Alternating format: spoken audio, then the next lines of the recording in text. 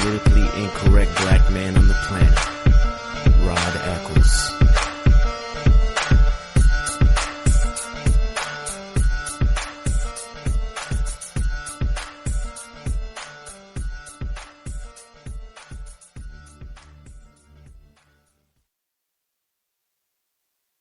Give a man a fish and you feed him for a day. Sign him up for the Box of Bait Club and he'll never be hungry again. The Box of Bait Club is a brand new dream come true for every fisherman. Something new and different in your tackle box every month. Every month, another excuse to get outside and do what you love. Don't let this one get away. The Box of Bait Club is currently accepting a limited number of pre-orders with subscriptions starting at $39.95 per month. Find out more now. Log on to boxofbaitclub.com. I'm just so happy my father had a chance to see his kids before he passed. I just want to say thank you. When her father fell ill, the American Red Cross was able to help get Veronica's brother home from the Navy to speak to his father one last time. It's thanks to your donations that we can connect military families when they need it most. Please donate today at redcross.org.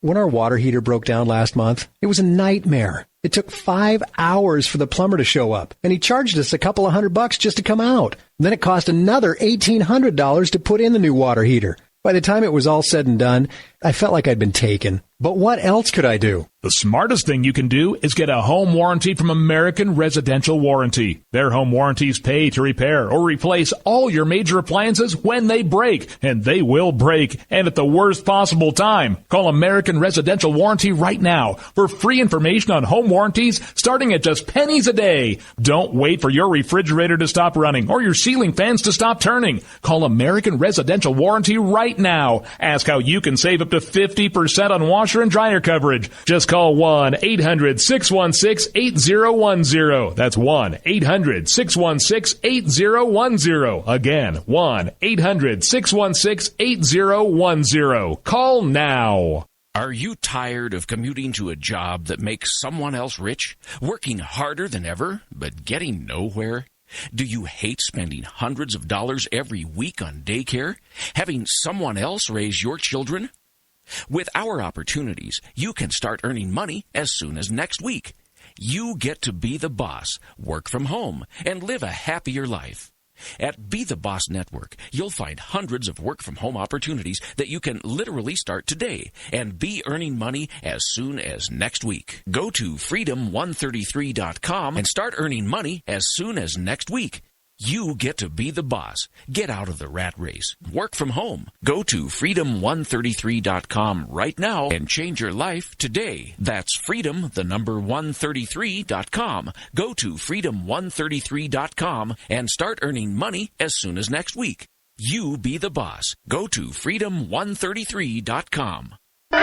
Attention business owners. We know that owning a business means getting things done right now. So if your right now list includes a new building, call the Right Now Company. General Steel. We can design a building for your business quickly and save you thousands of dollars. That's right, thousands. You may think General Steel only builds large projects or that you can't afford General Steel quality. Well, check these prices. How about a 40 by 60 foot building for under $22,000? Or even a 50 by 100 for under $35,000? That's right, a 5,000 square foot building for under $35,000. And these buildings all have General Steel quality. Best of all, you can still order a building and have it delivered in time to build this year. How's that for right now? So if your right now list includes a new building, call the Right Now Company, General Steel. 800-393-5756.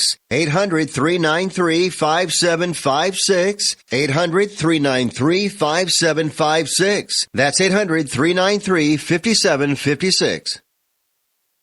Tired of paying outrageous prices for Viagra? Well, we have great news for you. Now you can finally get Viagra at huge discounts. Healthy Man allows you to save up to $500 on Viagra. Why pay U.S. pharmacy prices of $15 per pill or more when you can get Viagra for less than $3 a pill? Call today and get 40 Viagra pills for only $99. This can cost as much as $600 at your local pharmacy. You can't afford not to call us. If you want Viagra at the lowest prices, never pay $15 $15 a pill pharmacy prices again. Get Viagra for less than $3 a pill. Call 800-595-2614 today and save up to $500 and get 40 pills for just $99. Healthy Man is fast, easy, and affordable. Operators are waiting at 595-2614 to take your call now. Call 800-595-2614. That's 800-595-2614. Again, 800-595-2614.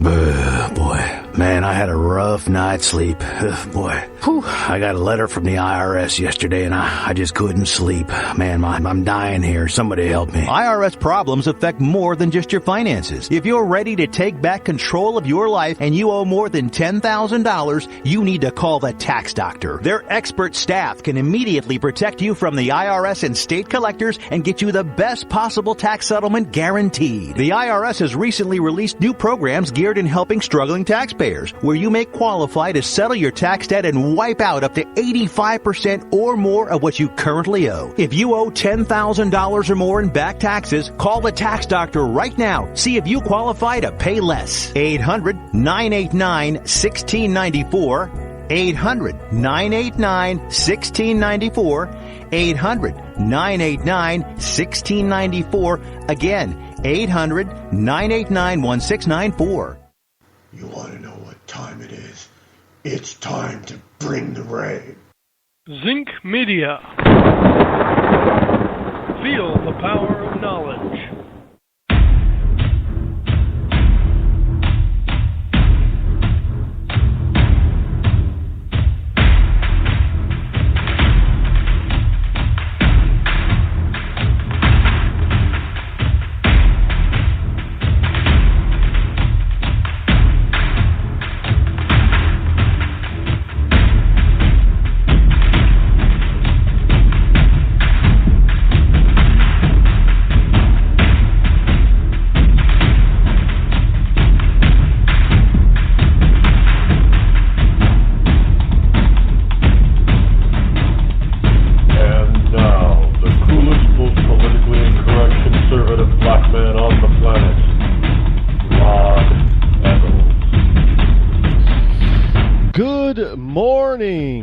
My fellow Americans and fellow liberty lovers, as well as you wonderful ecclesiastites all across the globe. It is I, your lovable host, El Rod, coming to you live from my bunkerized home studio somewhere within the great granite state of New Hampshire, where the state motto is still live free or die. It is not big government or bust. And yes, I checked again today, and it is still live free or die. It is Wednesday, January the 27th in the year of our Lord 2016, as we begin our morning. This is a part of your wonderful new morning routine here in the year 2016. The number that you can call this morning, as it is every morning, is 603-835-3224.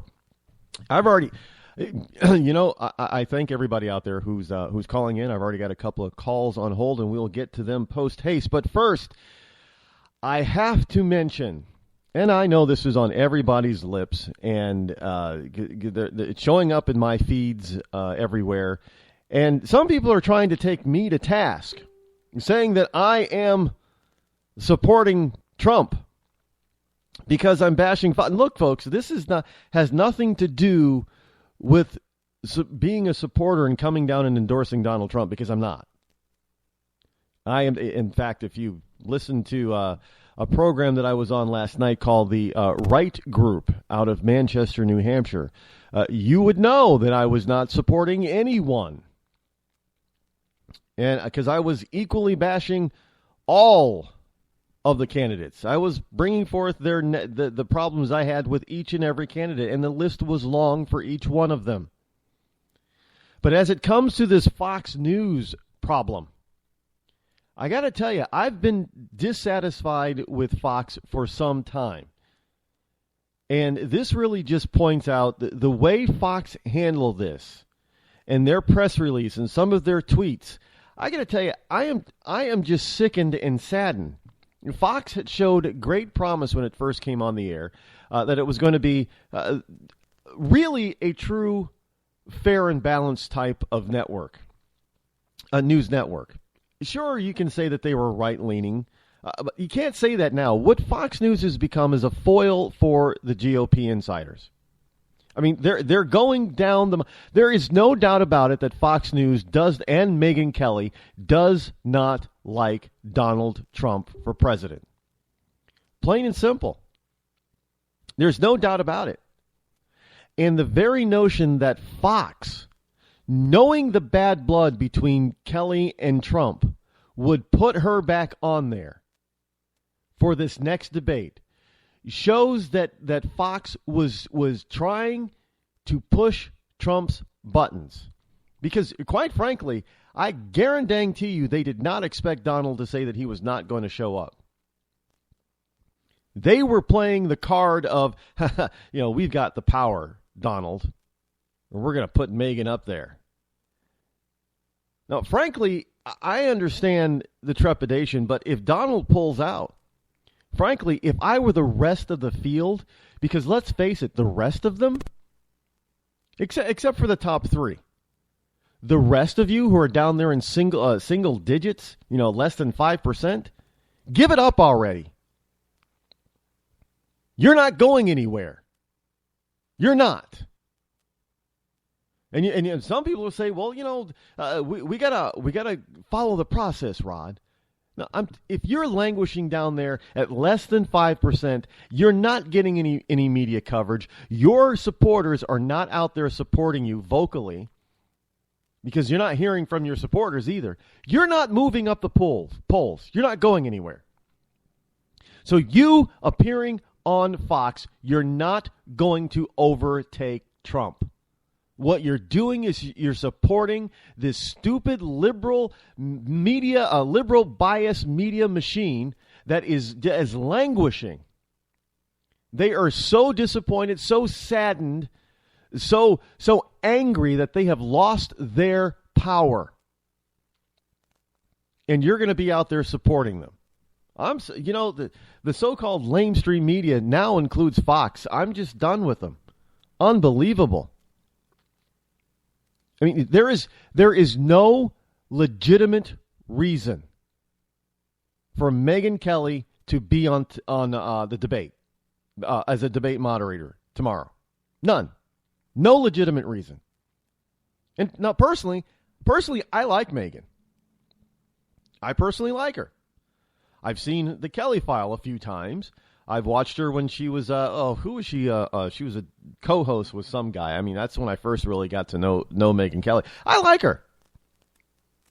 I think she can be a tough interviewer, reporter, whatever you want to call him now. I really do. But I think that she went over the top with her bias on Donald Trump. And if it wasn't even Fox thought it was a bit over the top because, she went on vacation. No, she got suspended, folks. She got suspended. You cannot tell me that she went on vacation. When was the last time Megyn Kelly went on a vacation? I didn't buy it. I didn't buy the story that she went on vacation. I believe she was suspended. But now Fox is doubling down, the powers that be at Fox, and saying, well, they're acting like children. Granted, Donald Trump is kind of acting like a child, too. I'm not giving all the blame to Fox here. Trust me, I'm not.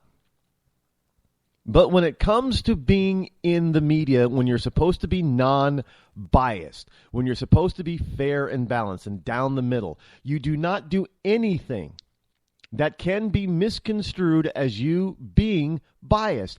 And by forcing the issue with Megyn Kelly versus Donald Trump, Fox News has just proven how biased they actually are. That's just the way it is. Look, I have told people that if you're looking for something that, the press to be in the middle or unbiased, they're human beings. If you're coming to this show looking for an unbiased opinion, no, I'm going to give you what I believe to be my fair and balanced opinion. But hey, I'm looking from a constitutional conservative view. So yeah, I'm biased. I'm biased towards the Constitution. If you think that these people are not going to be biased, oh, no, they're fair and balanced. Oh, give me a break. You're an idiot. Plain and simple. Now, frankly, I think Donald Trump is doing the right thing, and he better go through with it and not show up. Because I think it's time that this type of debate format is taken out of the hands of the lamestream media and the party brass. I mean, this whole thing with the RNC saying, "Well, you guys can't do any non-sponsored or commissioned Republican National Committee endorsed debates." I mean, that's ridiculous. Look, you people are losing grip on power, and this is a lame attempt to and last-ditch effort to hold on to it. Twitter's ablaze. Facebook is ablaze, and other social media is ablaze with all this stuff that between Fox and Trump. Yeah, Trump is acting like a little kid a little bit, yes, but I gotta say he's making some fair points about all of this. He's making some fair points. But it's not just Fox. It's the entire lamestream media. I mean, you've got NBC and MS Mess over there trying to prop up Clinton, and they're not even trying to hide the fact that they're trying to prop her up now. I mean, that's just disgusting. And some of you folks out there want to lay all the blame on Trump. What? Unbelievable. I'm going through my Twitter feed and I'm thinking, I'm just shaking my head. Excuse me. Let me put it in colloquial speak, online speak. SMDH, shaking my damn head, because I just cannot. But I should believe this. I should know. I should have known that this was gonna happen. Look, people are now. Look, they're getting in desperate. We just got a rolling poll today. Just saw Trump 40%. The nearest person is Cruz, and he's like, almost 20 points down from Trump. Look, you've got both sides of the political aisle, both sides of the establishment political aisle.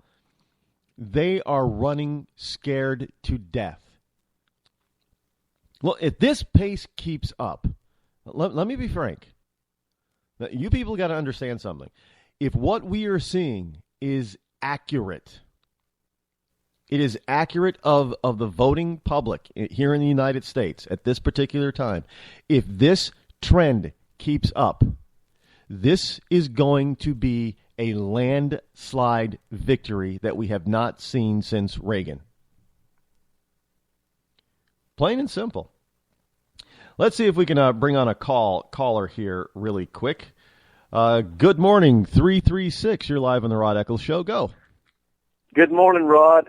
Good morning. Looks like we've got a lot to talk about this morning. Oh, I am loaded up this morning, and I'm on fire. Let me tell you, that Fox thing last night really just sort of ticked me off. Oh, thank you for that. I'm telling you what's the truth, man.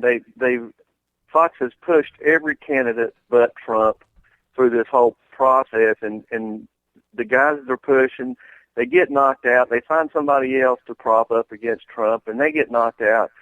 So they definitely don't want Trump to win this thing, and it's obvious. And I've always thought, news should be fair, and they should be not.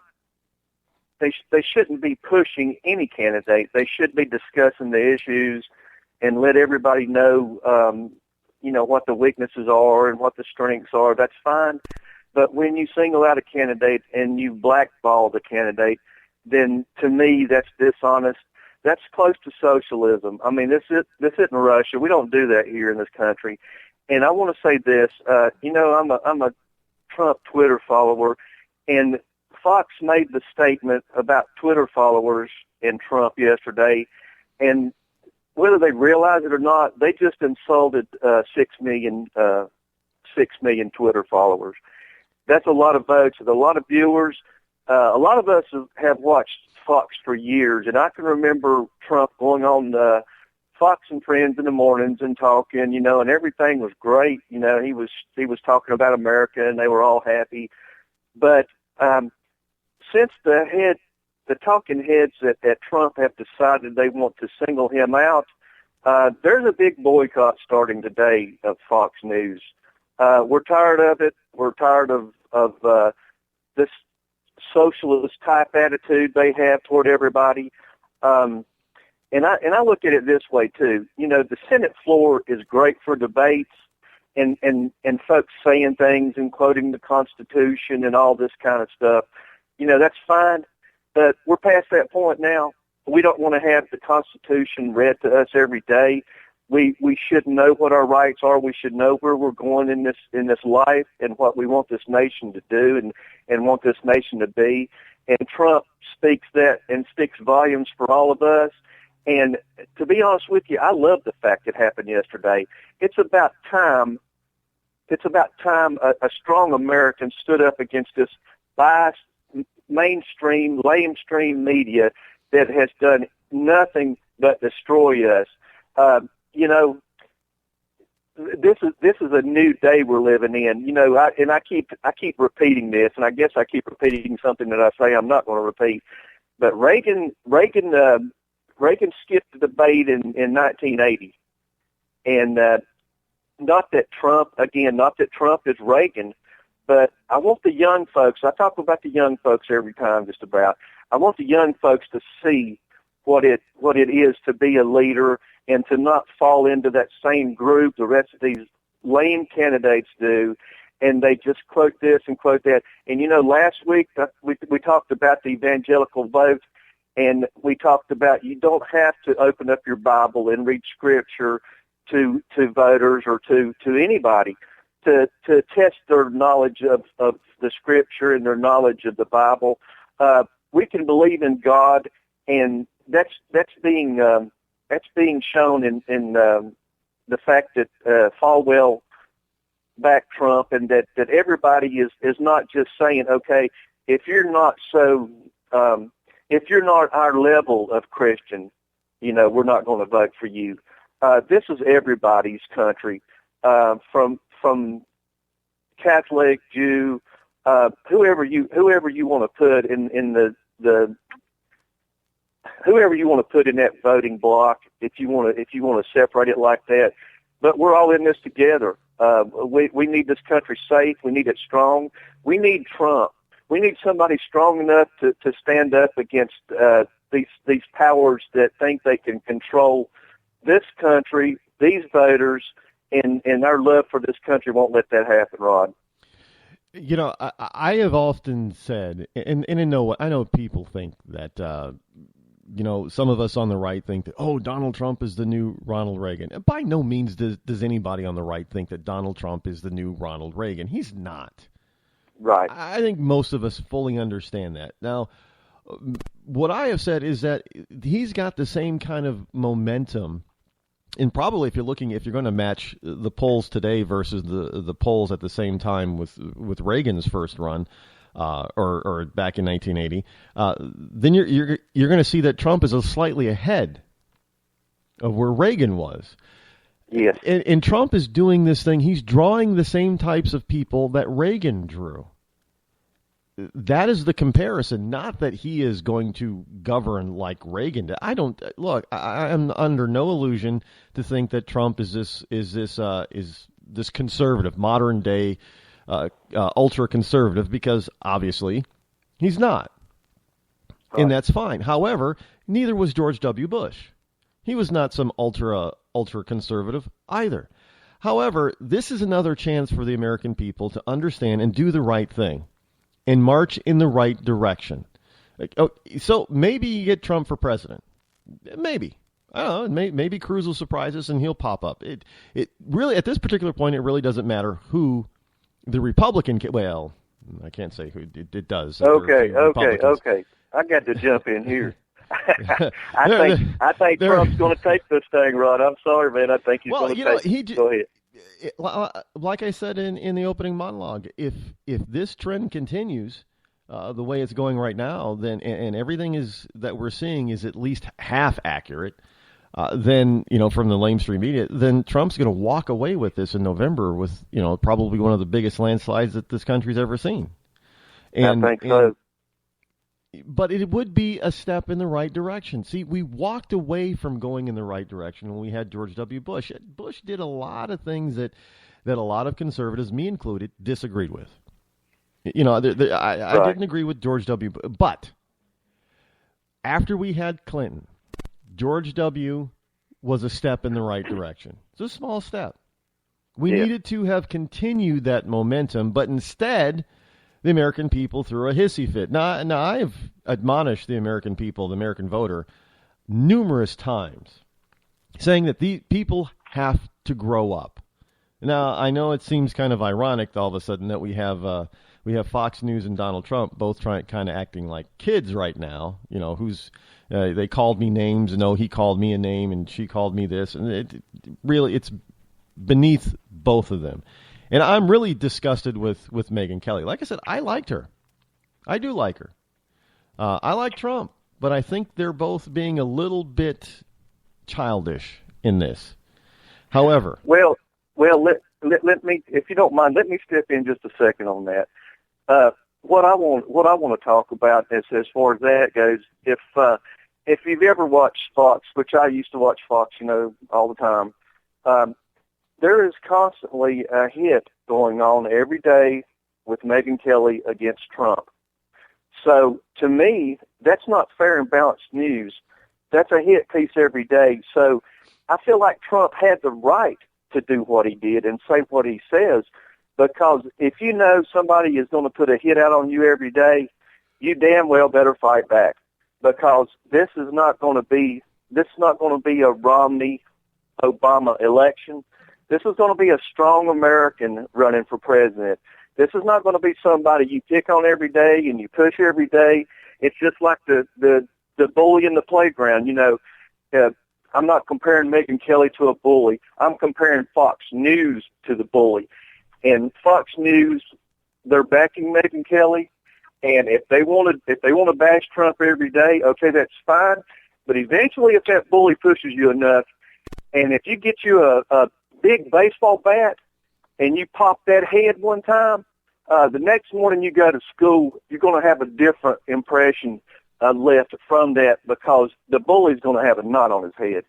And that's what Trump's doing right now. He's putting a knot on the bully's head, and he's going to come out of this stronger. He's a businessman. This is a business decision. And as far as that goes, that's what this country needs. We need a good, strong businessman or businesswoman in there that can get this economy right, because our national defense depends on our economy. And if anybody wants to argue that fact, I'm good to go. No, you're right on the economy and our national defense. And I think we do need somebody who has some business acumen. Look, we've tried the professional politician for decades now, and they keep just screwing things up, unfortunately. But now it's time to give the amateurs and business people a shot at running this country again. And I think, I as I said before, actually with any of the, even including Jeb Bush, actually, all of the Republican candidates, I would, quote unquote, settle over either one of the two Democrats. And I know people are saying, well, aren't there three? I don't think Martin O'Malley really counts at this particular point. What is he polling at, 1% or less in a three-man race? Yeah. Forget it. And now you've got Bloomberg threatening. I'm kind of hoping Bloomberg jumps in. One, it's going to split the Democrat vote, and everybody thinks, it's going to split the Republican. No, it's going to split the Democratic vote because he's such a liberal anyway. And two, it's going to be New York versus New York, and Donald Trump would trash Michael Bloomberg, and I think he would cause Bloomberg to go into hiding for the rest of his life, which is fine because he needs to go away anyway. Right. But this whole notion with Fox is just proving that Fox is not fair and balanced. They're really no different from the other major news networks, the other five. It's ABC, CBS, NBC, MS, and the Clinton News Network, they're all the same. They believe that they have power that they do not have, that they're supposed to be able to shape people's opinions. No, they're supposed to do what old-time news people did. Just report the facts and let the people decide. Thank you. That's right. And that's one thing I love about your show, Rod. You don't, just like the thing about Trump and Megyn Kelly that you mentioned. To me, that's fair for you to talk about, and you don't bash other candidates to the point that I want to drive this person out of the race. And that's what I see with Fox. I see them trying to drive Trump out of the race. They made calls earlier on, he's not going to make it. Everybody said he's not going to make it. He's not going to do it. He's a clown. He's driving a clown car. Well, this train is running over that theory right now. This Trump train is rolling. And to be able to call on a radio show like yours and be able to discuss this and get both fair and balanced points across is so meaningful to me. And I know the folks that I follow on Twitter and that follow me and the people that support Trump or we're just, we're disgusted, and this is a great outlet for us. This show's great. I love coming on here. Like I say, I was nervous at first, but I feel like I'm empowered by talking to you, and you've always been a fair guy since we've been doing this. Well, I thank you very much for that. I'm glad we have some real fans out there. I'm just waiting for all. Well, I've been getting to hit pieces too lately, I've noticed. So I must be reaching out to people if people are now starting to point fingers at me, because I was just getting them today on Twitter. Oh, you're just such a Trump supporter. Well, no, not really. No, you believe in America, and I feel that from you. Yeah, I do. I always say I'm a man that's having a love affair with this country. Well, I'm up against a hard break here, my friend. You know what? I need to make a theme song for you. Okay. Thanks for calling in. Have a great one. Well, Rod, thanks. But have a good one. Bye-bye. And we'll be back, folks. On January 21st, 9 p.m., controversial international rapper-songwriter Corey Preem will be performing his latest single, Blame It On My Mama, from his latest mixtape, There's Heaven and Then There's Hell. Hip-hop royalty will be in attendance, and a special guest is expected to stop in for a performance. It all happens at the Drome at 85 Avenue A, New York, New York. Tickets just $15. Say Blame It On My Mama at the door to possibly win a free pair of Samsung Oculus Rift virtual reality glasses. Visit CoreyPreem.com for more information. That's CoreyPreme.com. When our water heater broke down last month, it was a nightmare. It took 5 hours for the plumber to show up, and he charged us a couple of $100 just to come out. Then it cost another $1,800 to put in the new water heater. By the time it was all said and done, I felt like I'd been taken. But what else could I do? The smartest thing you can do is get a home warranty from American Residential Warranty. Their home warranties pay to repair or replace all your major appliances when they break, and they will break, and at the worst possible time. Call American Residential Warranty right now for free information on home warranties starting at just pennies a day. Don't wait for your refrigerator to stop running or your ceiling fans to stop turning. Call American Residential Warranty right now. Ask how you can save up to 50% on washer and dryer coverage. Just call 1-800-616-8010. That's 1-800-616-8010. Again, 1-800-616-8010. Call now. Did you ever look at the stains in your coffee cup and then realize that's exactly what happens to your teeth? Power Swabs is the 5-minute solution to get your teeth white without visiting the dentist. This is Ben Gordon with Power Swabs, and if your teeth are stained from coffee, tea, or smoking, all it takes is 5 minutes with Power Swabs. In 5 minutes, you'll see an average of 2 shades whiter teeth, and in 7 days, 6 shades. It's clinically proven to whiten natural teeth as well as caps and veneers. The secret is a tooth detergent that was developed by Dr. Martin Ginniger that lifts stains off of your teeth. Best of all, there's no messy strips or trays that you have to leave leave in your mouth for an hour. Just swab your teeth for 5 minutes and you're done. To try Power Swabs risk-free, call 1-800-291-5140. That's 1-800-291-5140. I guarantee your bright white smile will have your friends talking about how great you look. Try it risk-free today. 1-800-291-5140. That's 1-800-291-5140.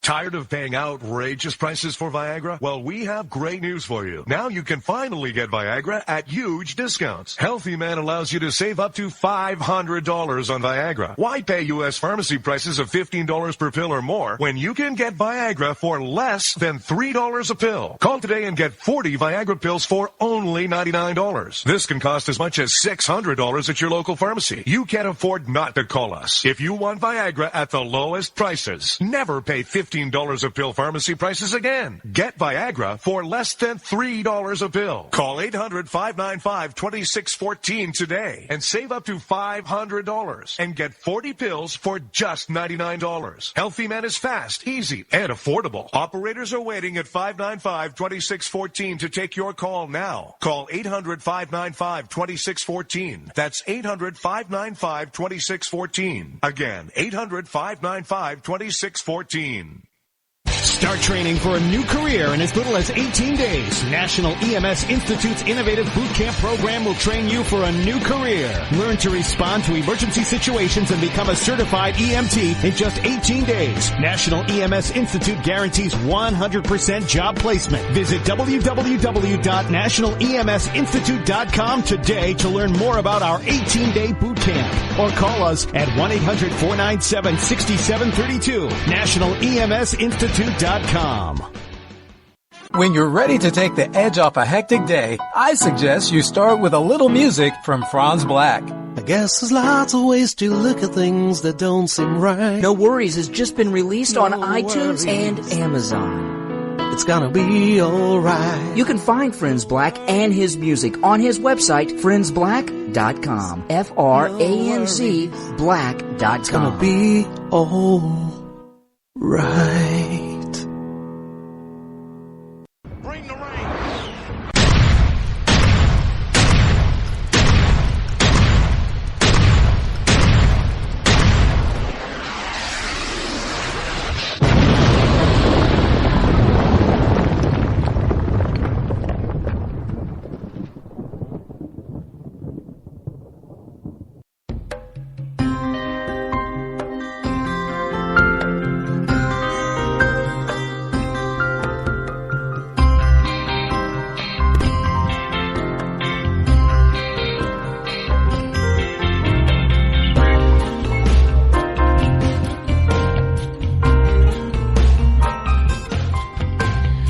Well, welcome back. I got to tell you, just during the break, I was doing a little perusing of my social media accounts. I cannot believe. Well, I should believe it. Welcome back, folks. This is your lovable host, L. Rod, coming to you live once again. The call-in number 603-835-3224. I was just called out as being a supporter, if I fully understand the post or the comments, being a supporter of Black Lives Matter. Now, I don't know where in the hell anybody could possibly think that I am a supporter of Black Lives Matter. I'm not going to accuse these people of being liberal plants, and I'm not going to accuse them of being ultra conservative racist. But I am just going to say, wow.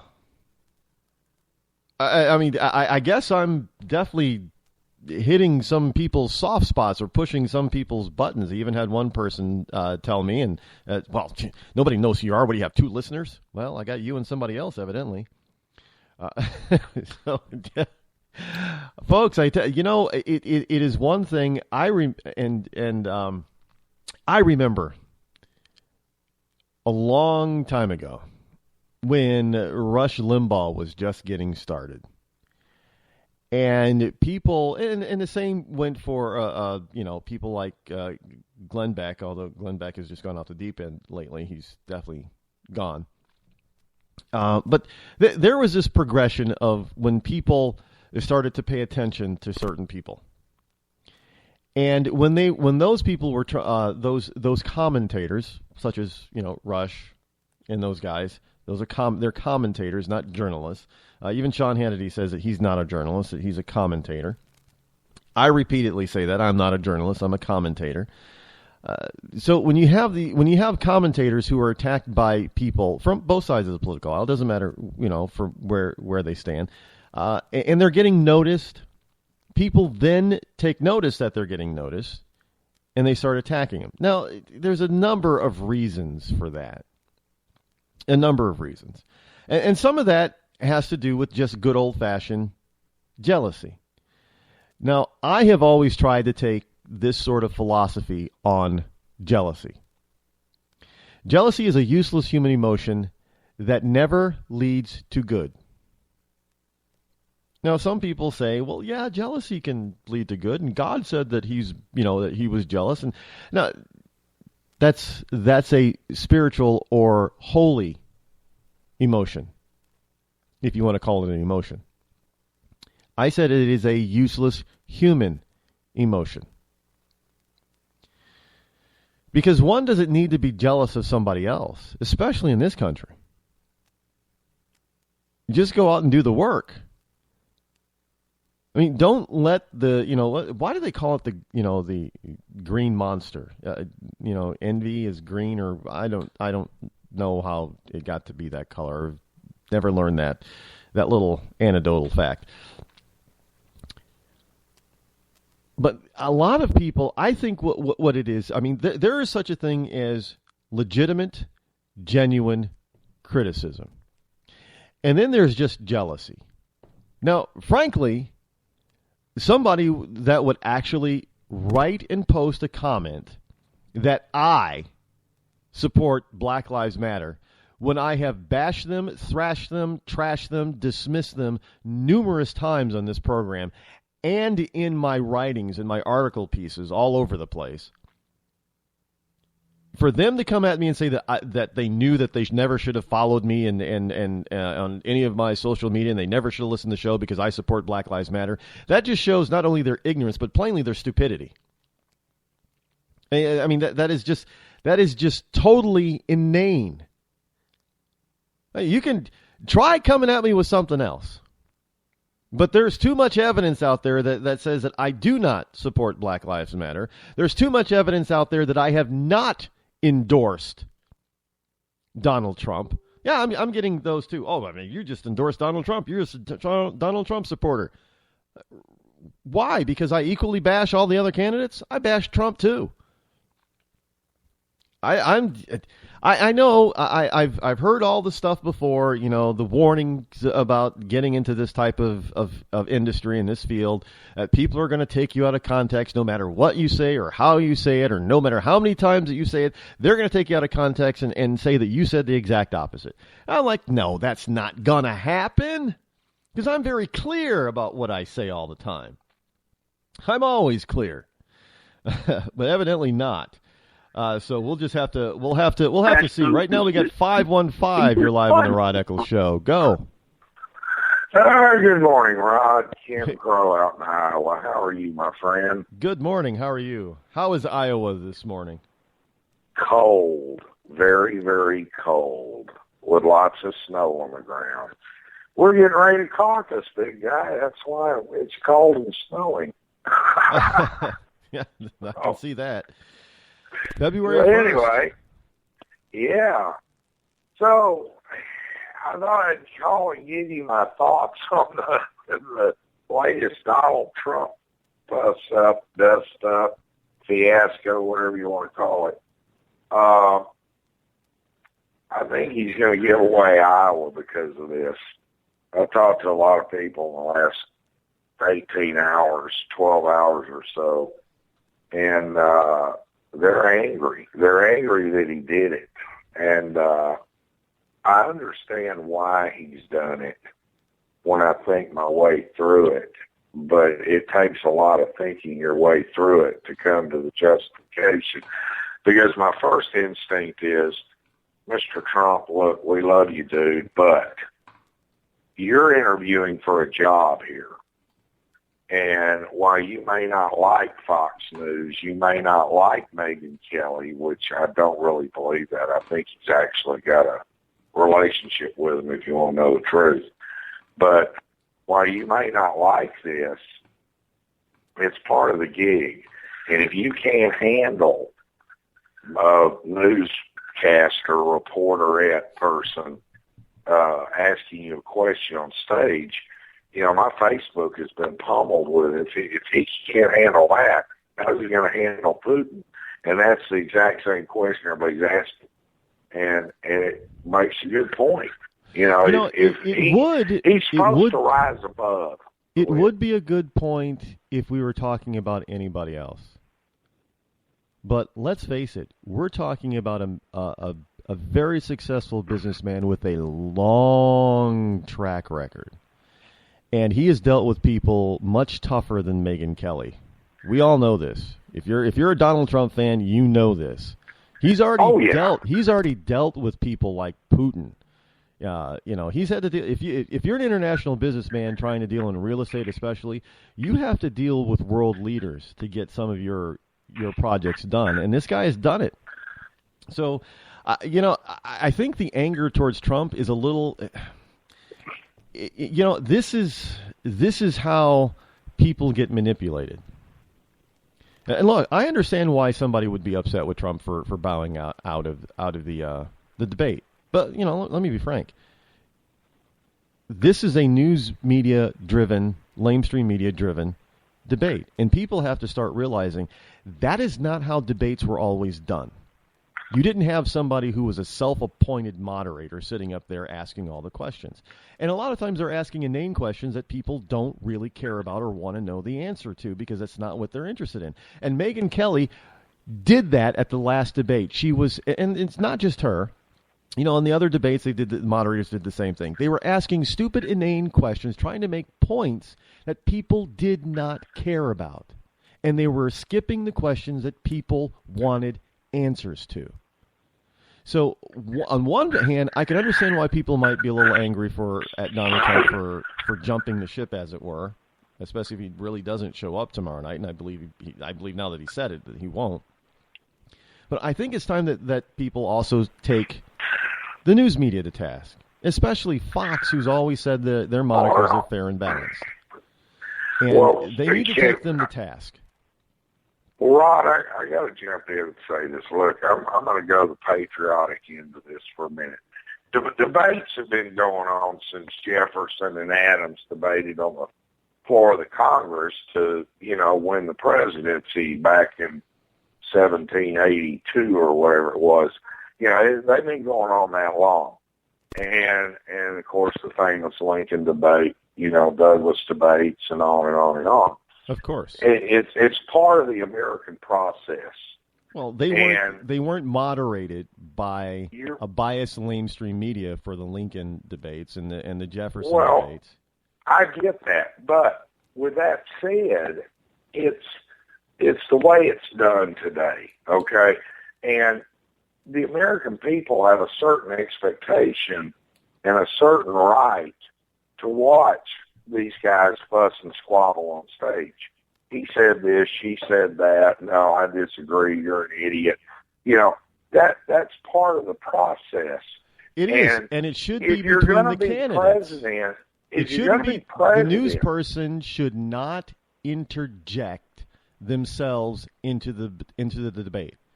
And yeah, I mean, I hate to keep pointing her out. Megyn Kelly did that. Now, she's not the only one. You know, all the others have done the same thing.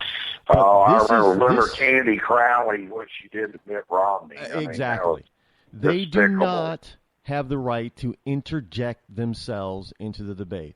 They need to ask the important questions, and then they need to let the candidates debate, squabble, fight, whatever about those answers. You cannot interject yourself. I mean, a regular person would actually stand, like a town hall meeting, should be able to stand up there, ask the candidates a question. That regular, everyday voter is not going to interject themselves into the debate. They're asking a question that they want to know an answer to. These people, But these Rod, moderators are not doing that. And they're doing the American people, the voter, a huge injustice. But Rod, don't you feel like that, I'm trying to think of a great way to ask this, and I'm here, I got it here. Don't you feel like that a candidate that is standing up there, even though they may be taking a little bit of abuse from the moderator, that is a display of their character and how they'll deal with adversity as president? It's my feeling that these guys have got to show that they can rise above. We expect more out of our president than the average person. Yeah, they can put on a show in the safety of a debate that's done by a politically motivated news person, news anchor, moderator. But that doesn't tell me a thing when they're giving you inane answers to inane questions. It doesn't tell me a thing about how they're actually going to be. Let's face it, Barack Obama was pretty brilliant in debates. He's a terrible. Absolutely. So that it didn't give us any indication of what he was actually going to be like. I mean, we knew he was going to be bad, but we didn't realize he was going to be this bad. And if we just looked at his debates, we wouldn't have guessed that he was going to be this bad either. Well, what are your thoughts on Cruz calling Trump out and saying, okay, you want to debate? We'll debate. Anywhere you want to, we'll debate. We won't even have a moderator. We'll do it at the town hall for what the American people deserve and want. And I think Trump should take him up on it. Now, I understand Trump's trepidation of doing that because, after all, Cruz is a debate champion. I was getting ready to say it'd be stupid on his part to accept that offer. But yeah. You're going to have to. I think for something like that, that is what we need is a good free-for-all debate. Actually, I'm gonna leave you with this thought. Trump had a chance because as of 2 days ago, and I can tell you on the ground in Iowa, Trump was leading this. Okay, he was going to win Monday night. Hands down. He wasn't going to win by a lot, but he was going to win. That would have taken Cruz out. And the reason is Cruz is not going to come in better than 5th or 6th in New Hampshire. From everything I'm reading and hearing, you're in New Hampshire, you'd know better than I. But everything I'm reading and hearing, Kasich's in 2nd, then you have Marco, and then Jeb, and so on and so forth. And Cruz is way down the line. Is that correct? If you want to believe some of the polls, that would be correct. That he's not doing very well. Cruz is not doing very well in New Hampshire, but Kasich is. Okay. So with that said, if you take Cruz out in Iowa, you kill him in New Hampshire. He doesn't come in better than 3rd or 4th in South Carolina. You effectively take Cruz out of the campaign because his fundraising is going to dry up almost instantly, and he's going to be done. To allow him to now win Iowa, because there's no question, even I was questioning myself about Donald Trump on this decision, and I'm a huge Trump supporter, as you know. And I'm even angry over it. Come on, Donald. What are you thinking here? Let me ask you this. Go. You've got, you've got the flack between Fox News, Megyn Kelly, and Donald Trump. Now, Trump has said in the past certain things that he would do, and now he's saying this, and he understands and knows that this could be something that actually damages him. Now, do you not see that as a man who's standing by his convictions and showing his character?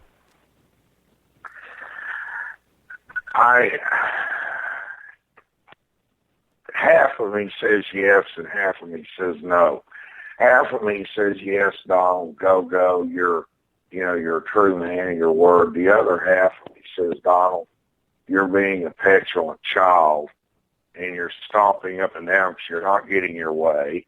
and you don't like the fact that Fox is earning a supposed fortune off of you being in the debate, and you think they ought to give the money to the wounded warriors, that half of me says, Donald, it's not your place to tell Fox who they can have on that stage.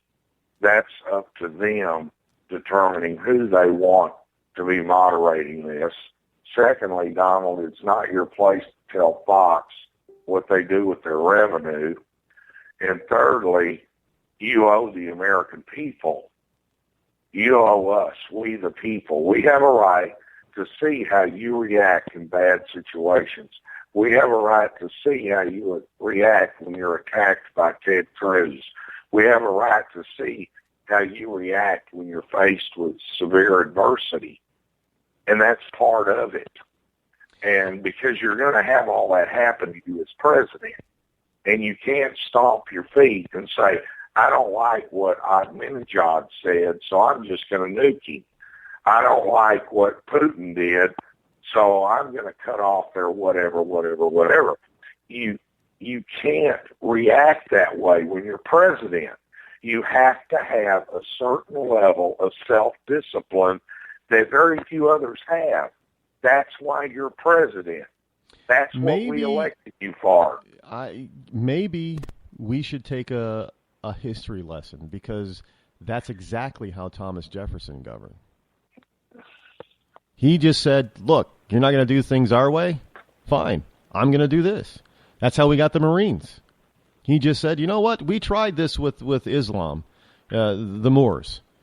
And you guys, no, I'm not dealing with you people. And instead, he basically just walked away, stomped his feet, formed the Marines, and said, go over there and take care of them. Maybe that's what we finally need, because we've tried this diplomacy so much over the past few decades, ever since, look, Reagan did it. He said, tear down this wall. I'm not dealing with you. Communism is going to go away. And he dealt with Gorbachev on that level.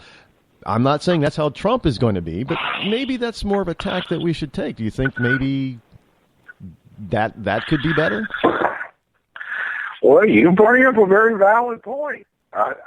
Listen, there's, Patton, a lot of people didn't like the way Patton governed his Third Army, but it was very effective.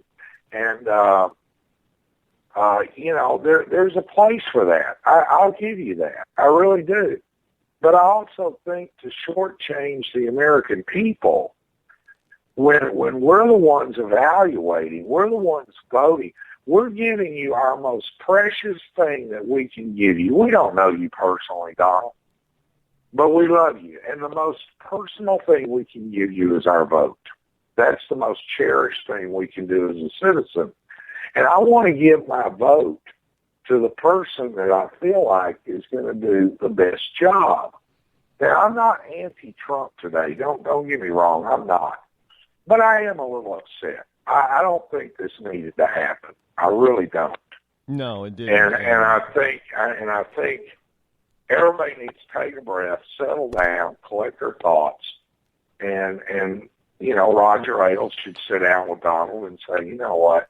But I watched the replay last night. Megan replayed on her show. I don't know if you caught her show or not. Replayed the originating question that started all of this in the first place. Granted, it might have been a little bit of a gotcha. I'll give you that. It might have been a little bit of a gotcha. But in hindsight, she's asking him, Donald, over the years, you have said this about women and repeated many of the quotes he said. You've called them the S word. You've called them the, B word. You said this, that, and the other. And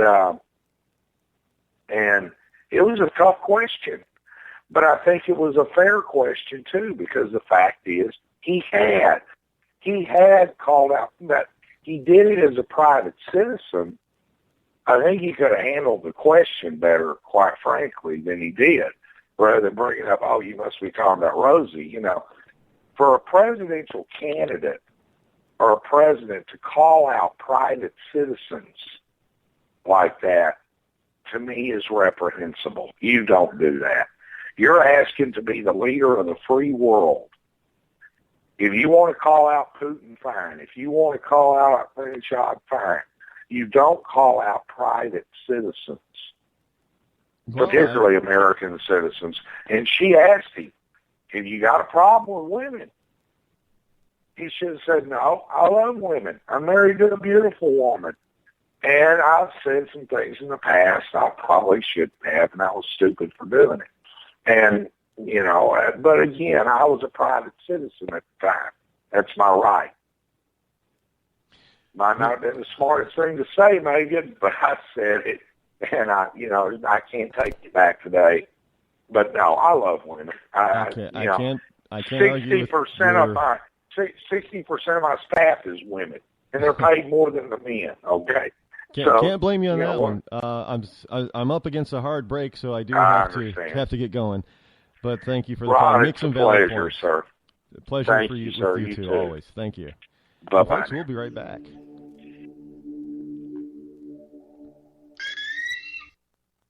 Give a man a fish and you feed him for a day. Sign him up for the Box of Bait Club and he'll never be hungry again. The Box of Bait Club is a brand new dream come true for every fisherman. Something new and different in your tackle box every month. Every month, another excuse to get outside and do what you love. Don't let this one get away. The Box of Bait Club is currently accepting a limited number of pre-orders with subscriptions starting at $39.95 per month. Find out more now. Log on to boxofbaitclub.com. I'm just so happy my father had a chance to see his kids before he passed. I just want to say thank you. When her father fell ill, the American Red Cross was able to help get Veronica's brother home from the Navy to speak to his father one last time. It's thanks to your donations that we can connect military families when they need it most. Please donate today at redcross.org. When our water heater broke down last month, it was a nightmare. It took 5 hours for the plumber to show up, and he charged us a couple of $100 just to come out. Then it cost another $1,800 to put in the new water heater. By the time it was all said and done, I felt like I'd been taken. But what else could I do? The smartest thing you can do is get a home warranty from American Residential Warranty. Their home warranties pay to repair or replace all your major appliances when they break, and they will break, and at the worst possible time. Call American Residential Warranty right now for free information on home warranties starting at just pennies a day. Don't wait for your refrigerator to stop running or your ceiling fans to stop turning. Call American Residential Warranty right now. Ask how you can save up to 50% on washer and dryer coverage. Just call 1-800-616-8010. That's 1-800-616-8010. Again, 1-800-616-8010. Call now. Are you tired of commuting to a job that makes someone else rich? Working harder than ever, but getting nowhere? Do you hate spending hundreds of dollars every week on daycare? Having someone else raise your children? With our opportunities, you can start earning money as soon as next week. You get to be the boss, work from home, and live a happier life. At Be the Boss Network, you'll find hundreds of work-from-home opportunities that you can literally start today and be earning money as soon as next week. Go to freedom133.com and start earning money as soon as next week. You get to be the boss. Get out of the rat race. Work from home. Go to freedom133.com right now and change your life today. That's freedom133.com. Go to freedom133.com and start earning money as soon as next week. You be the boss. Go to freedom133.com. Attention business owners. We know that owning a business means getting things done right now. So if your right now list includes a new building, call the Right Now Company. General Steel. We can design a building for your business quickly and save you thousands of dollars. That's right, thousands. You may think General Steel only builds large projects or that you can't afford General Steel quality. Well, check these prices. How about a 40 by 60 foot building for under $22,000? Or even a 50 by 100 for under $35,000? That's right, a 5,000 square foot building for under $35,000. And these buildings all have General Steel quality. Best of all, you can still order a building and have it delivered in time to build this year. How's that for right now? So if your right now list includes a new building, call the Right Now Company. General Steel. 800-393-5756. 800-393-5756. 800-393-5756. That's 800-393-5756.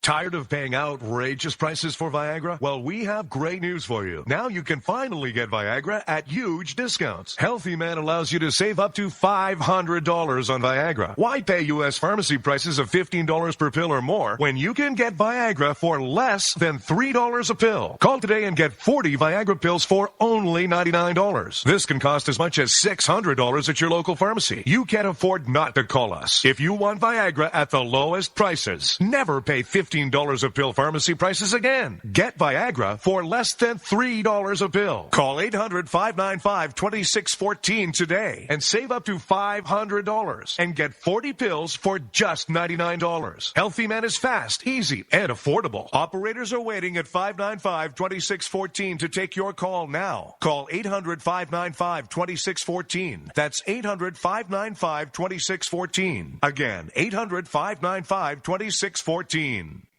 Boy, man, I had a rough night's sleep.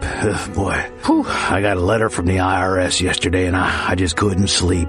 Man, I'm dying here. Somebody help me. IRS problems affect more than just your finances. If you're ready to take back control of your life and you owe more than $10,000, you need to call the tax doctor. Their expert staff can immediately protect you from the IRS and state collectors and get you the best possible tax settlement guaranteed. The IRS has recently released new programs geared in helping struggling taxpayers, where you may qualify to settle your tax debt and wipe out up to 85% or more of what you currently owe. If you owe $10,000 or more in back taxes, call the tax doctor right now. See if you qualify to pay less. 800-989-1694. 800-989-1694. 800-989-1694. Again, 800-989-1694. You want to know what time it is? It's time to bring the rain. Zinc Media. Feel the power of knowledge.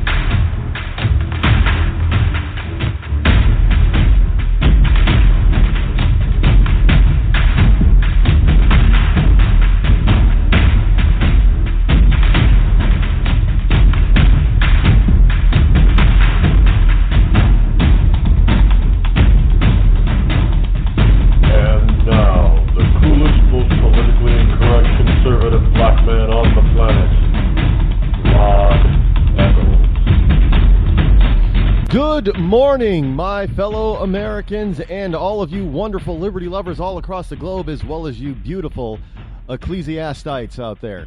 It is I, your lovable host, Rod, coming to you live from my bunkerized home studio somewhere within the great granite state of New Hampshire, where the state motto is live free or die. It is not big government or bust. As we head into hour number 2 here on the fastest 3 hours in internet talk radio, which somebody just told me that it's got to be the slowest 3 hours. Criticism duly noted. Thank you. It is duly noted. The call-in number this Wednesday, hump day morning, January the 27th in the year of our Lord 2016, is still 603-835-3224. And by the way, that is a toll-free call from most calling plans. Quickly, before I get into my second hour monologue, let's take a quick call from 570. You're live on the Rod Eccles Show. Go. Good morning.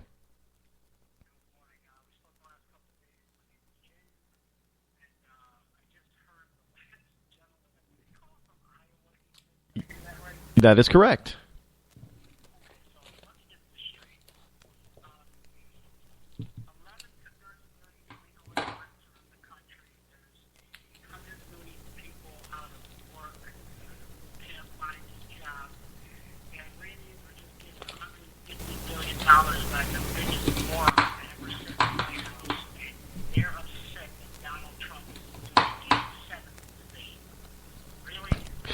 Well,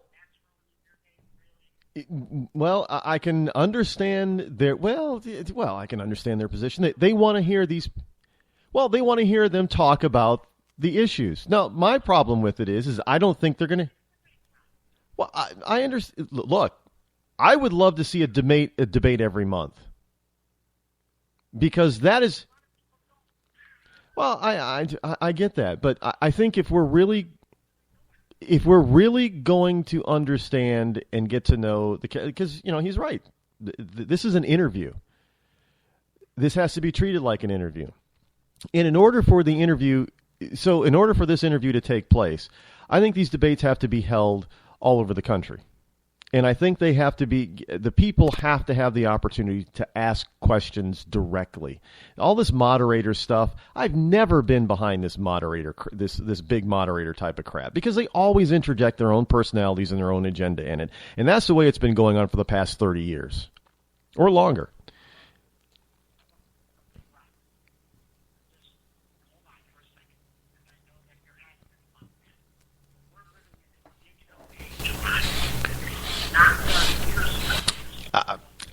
I understand that.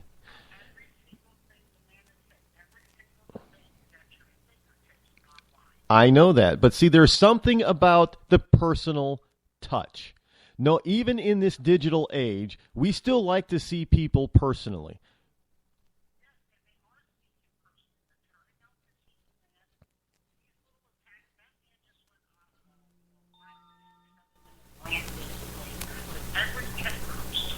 So God bless him. But he doesn't understand in his little hick town that he's sitting in is nobody cares about Iowa after this.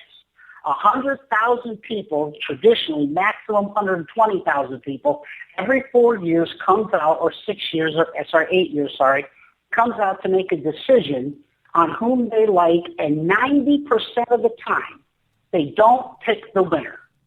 So for 120,000 people who are going to turn out, they don't pick the winner. I don't think this is about Huckabee Iowa. won, they don't pick. Santorum won, Huckabee won, they don't pick the winner. The last time they picked the presidential winner was George W. Bush. I don't think this isn't Reagan about walked Iowa. away. This is about all of America. Donald Trump is But not. they've seen the man. There's 6 debates already, Rod. Come on. Look, 6 Trump has debates. already You don't know got what his this man detractors. believes? Yeah, he's already got his detractors. This is not about Iowa. Detractors. Detractors. That's a nice way to put it. Well, Detractors, they're crying, Rod. They're claiming that he's crying. Look, Megyn Kelly has got a TV show that she gets to turn around and voice her opinion. God bless her. It's not journalism. Let's not confuse what journalism really is. It's a talk show radio on television. That's what O'Reilly is and all of them at night. It's their personal opinion. And she has gone after this man for months, mocking him. Now, when it comes to that, he says, well, if the National Review is going to be excluded, then she should be excluded also. That's all what a bunch of us said.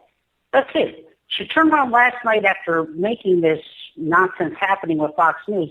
You had her with Michael Moore sitting there last night, which was just, it was insane. But you don't mock a billionaire businessman and then turn around and say, oh, well, it's okay. It's not okay. That's not how the man works. If these people think he's not going to deal with Putin, grow up. Putin would never mock the man, period. He would mock the man. That's just not how things are done. So Roger Ailes played a game, and he lost. Congratulations, Roger. You lost. And guess what? The ratings do matter. This is about ratings. And on Thursday night, as he's raising money for the vets, you're going to turn around and have him be very, very popular, and a lot of people are going to be wondering what happened. That's what's going to happen. They're going to sit there and be paying money to raise money for the wounded warriors, and everybody's going to say, wow, look what can actually be done. But nah, you don't get to sit there and say that this is ruining your day there in Iowa. Who gives a crap? Well, as I've said, this is not just about Iowa, and I understand why people might be a little bit upset because they're not going to see their guy on. See, it's not about. I know we're in this digital age. I know people can turn on their computer or even their DVR and see somebody anytime they want to. They can listen to them talk anytime they want to. But see, things are still done in person. This is, you have people that well, let me put it in business terms. We have the ability now to do a lot of our business via the internet, video conferencing, video telephoning, but people still en masse have to fly everywhere to be face-to-face with people. People still like that face-to-face contact. There's nothing wrong with having it. But the problem is that we're not getting the face-to-face contact in a debate forum. It's great to meet But Rod, you don't need it in a debate forum. Rod, the man is on the ground. He spent the night in a Holiday Inn, which cracked me up, which was hilarious. But that's not the debate. That's not talking to your fellow candidates.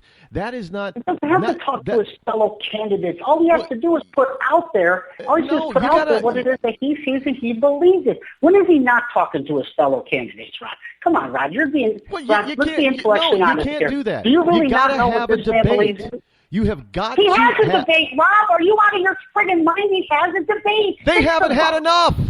I think they should have a debate every freaking month. Come on, you're supposed to be a smart man here. Now, come on, Rod. What is wrong with actually being able to ask your candidates questions and have them all answer at the same time? Rod, you go there and they shake the... Rod, you're telling me he's not answering the question. One state. Okay. I am answering the question. Here's the thing. I'm not sitting up here crying that I can't see Trump on TV. Come on, folks. I don't care if he appears or not. It's supposed to be hard, people. That's up to him. What I am saying is that people have the right to have their candidates...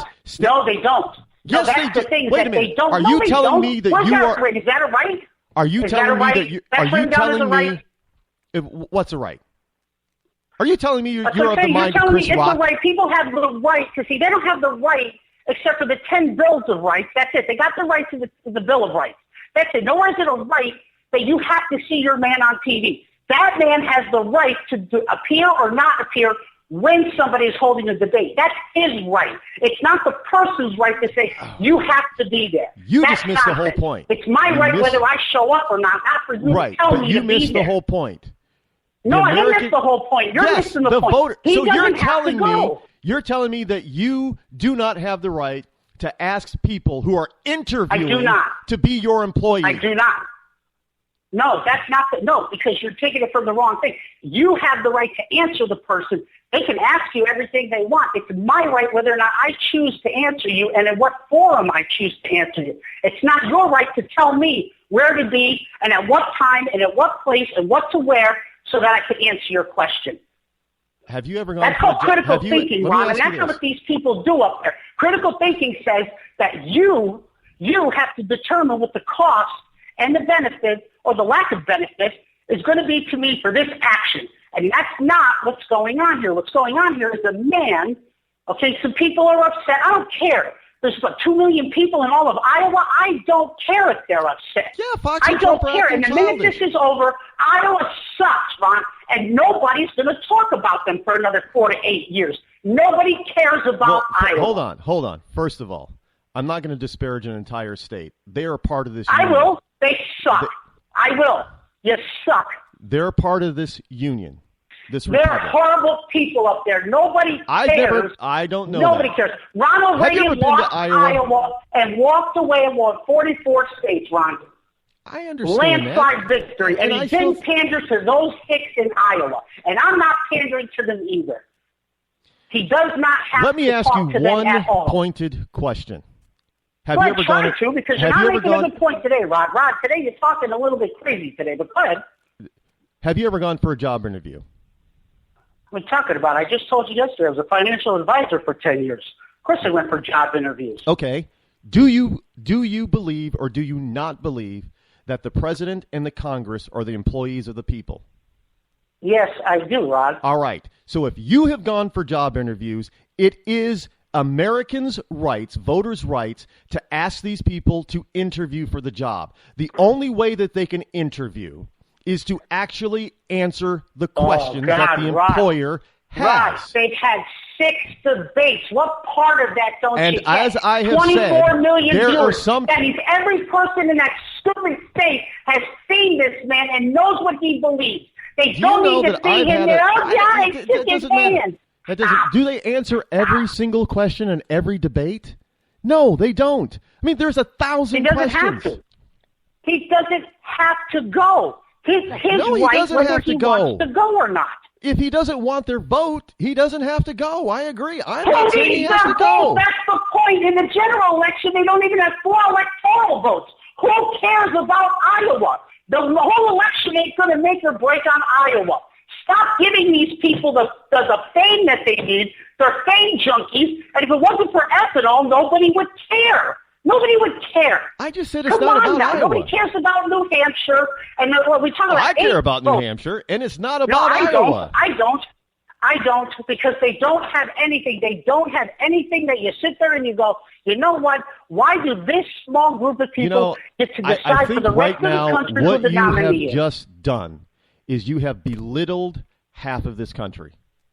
No, I didn't belittle half the country. Oh, yes, I belittled you did. two states that don't matter for nothing. Because you're saying because there's only 2 million, there's only 2 million people in Iowa. There's only 1.5 million people in New Hampshire. Oh, who the hell cares about them? They mean nothing. Who cares? No, I don't care what their political point of single view is. American means something. Both those states so go every Democrat small no state. matter what in the election. So Both the only those states go that count Democrat are in New the York, election 90% of the Pennsylvania, time, and California, nobody cares. Florida, Ohio, Texas, and Illinois. Oh, please.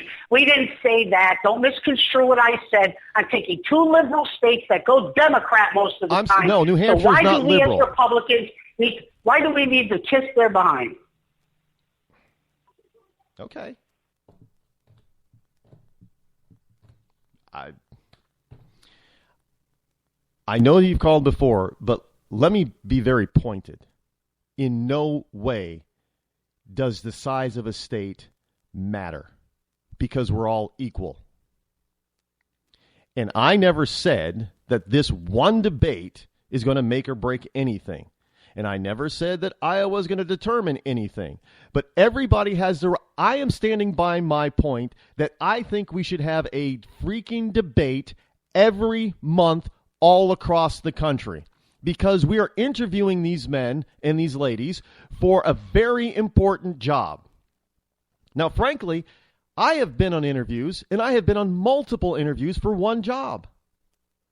And if you think, I know some people think, well, no, I've only been one on interview. How many people did you talk to? Well, I talked to 5 people. All right. Did you talk to them all at the same time? No. Then you had 5 interviews. This is normal. And I don't care if we live in a digital age or not. Everybody has the right to stand in front of the person who is interviewing for the job and ask them the question. 300 million people are the employer of the President of the United States. Every single one of them have a right to ask the question. The candidate, like any other candidate for any kind of job, has a right not to answer. But you cannot tell me that they do not have that they have the right to not go to the interview. Well, then you don't get the job. Plain and simple. Nobody's going to hire you. Now, as I have said, I understand why Trump doesn't want to go to this particular debate. I understand it. And I think we should get away from this moderator crap type of a debate anyway. Let the people ask the candidates a question and let them go at it. Plain and simple. There isn't a state that doesn't matter, because states are made up of American citizens and every single citizen matters. Plain and simple. There is nobody who's less important because they live in Iowa than a person who lives in New York, simply because there are more delegates in New York than Iowa. I don't care if Iowa has never predicted accurately who the president's going to be. That's irrelevant. I don't care how liberal the state is. California, probably the most liberal state we got. I don't care. That's not the point.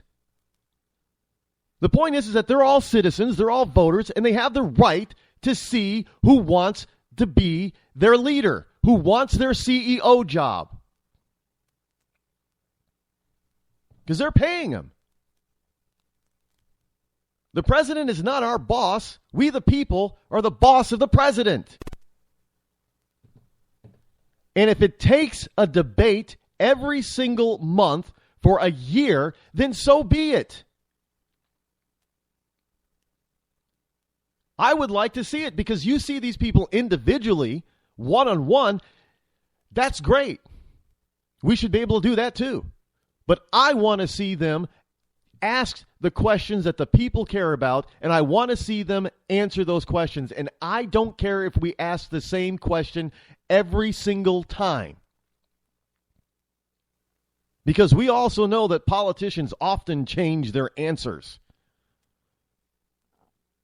And the reason why they don't want to do multiple debates, think about this, is because they know they're going to get trapped because they've lied about something. Why do you think the Democrats don't want to have a bunch of debates?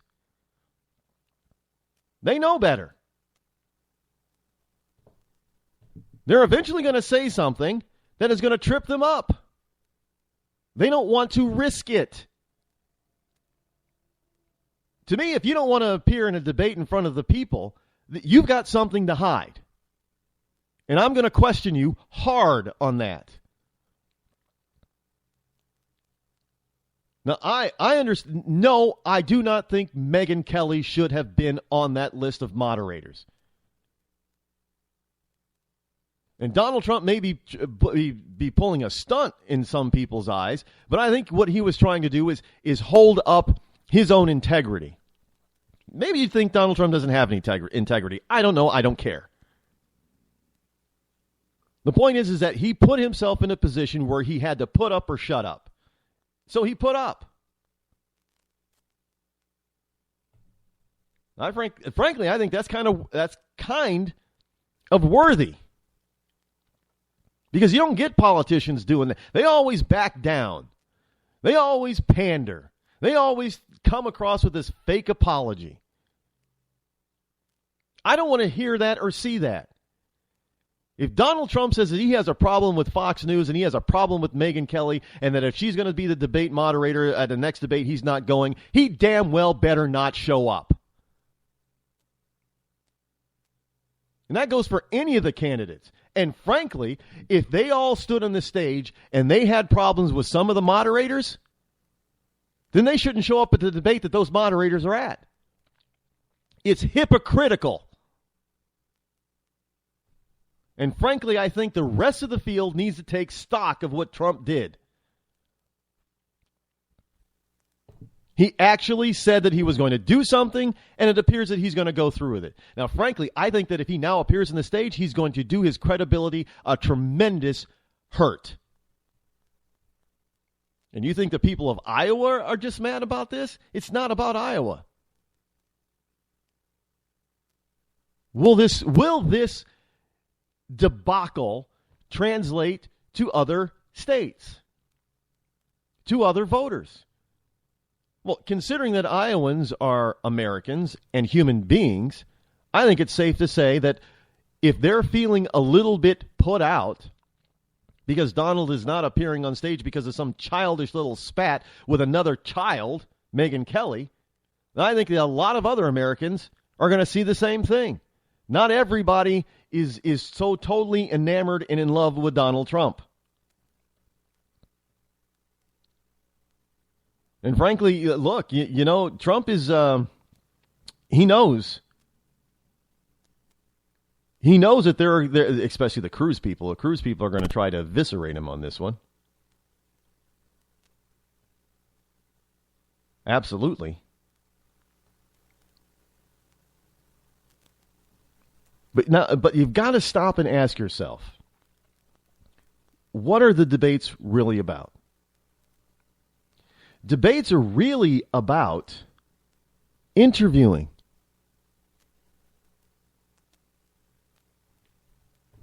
And frankly, if you're interviewing for a job, then you have no right to not show up for the interview.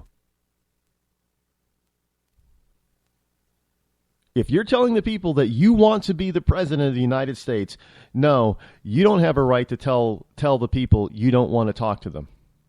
You don't want to appear before them. You don't want to answer their questions. Just don't run.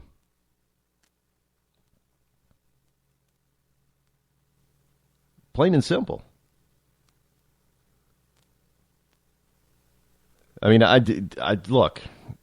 Frankly, I think Donald Trump is a mastermind, because he knew that this was going to cause people to rise into a ruckus, and that there are going to be people that are passionate about this. And the last caller is very passionate about it. I understand it, but there are a bunch of points on that you were absolutely wrong about. Because, frankly, I don't know how you'd feel if people in the popular states of California, New York, Texas, and Florida said that the rest of the country, including you, didn't matter. They all matter.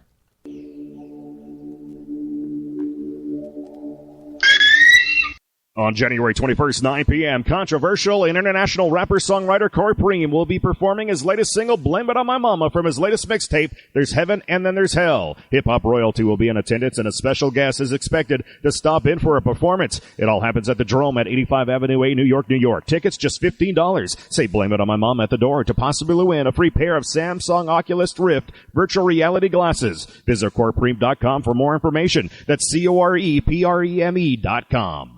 When our water heater broke down last month, it was a nightmare. It took 5 hours for the plumber to show up, and he charged us a couple of $100 just to come out. Then it cost another $1,800 to put in the new water heater. By the time it was all said and done, I felt like I'd been taken. But what else could I do? The smartest thing you can do is get a home warranty from American Residential Warranty. Their home warranties pay to repair or replace all your major appliances when they break, and they will break, and at the worst possible time. Call American Residential Warranty right now for free information on home warranties starting at just pennies a day. Don't wait for your refrigerator to stop running or your ceiling fans to stop turning. Call American Residential Warranty right now. Ask how you can save up to 50% on washer and dryer coverage. Just call 1-800-616-8010. That's 1-800-616-8010. Again, 1-800-616-8010. Call now. Did you ever look at the stains in your coffee cup and then realize that's exactly what happens to your teeth? Power Swabs is the 5-minute solution to get your teeth white without visiting the dentist. This is Ben Gordon with Power Swabs, and if your teeth are stained from coffee, tea, or smoking, all it takes is 5 minutes with Power Swabs. In 5 minutes, you'll see an average of 2 shades whiter teeth, and in 7 days, 6 shades. It's clinically proven to whiten natural teeth as well as caps and veneers. The secret is a tooth detergent that was developed by Dr. Martin Ginniger that lifts stains off of your teeth. Best of all, there's no messy strips or trays that you have to leave in your mouth for an hour. Just swab your teeth for 5 minutes and you're done. To try Power Swabs risk-free, call 1-800-291-5140. That's 1-800-291-5140. I guarantee your bright white smile will have your friends talking about how great you look. Try it risk-free today. 1-800-291-5140. That's 1-800-291-5140. Tired of paying outrageous prices for Viagra? Well, we have great news for you. Now you can finally get Viagra at huge discounts. Healthy Man allows you to save up to $500 on Viagra. Why pay U.S. pharmacy prices of $15 per pill or more when you can get Viagra for less than $3 a pill? Call today and get 40 Viagra pills for only $99. This can cost as much as $600 at your local pharmacy. You can't afford not to call us. If you want Viagra at the lowest prices, never pay $15 a pill pharmacy prices again. Get Viagra for less than $3 a pill. Call 800-595-2614 today and save up to $500 and get 40 pills for just $99. Healthy Man is fast, easy, and affordable. Operators are waiting at 595-2614 to take your call now. Call 800-595-2614. That's 800-595-2614. Again, 800-595-2614.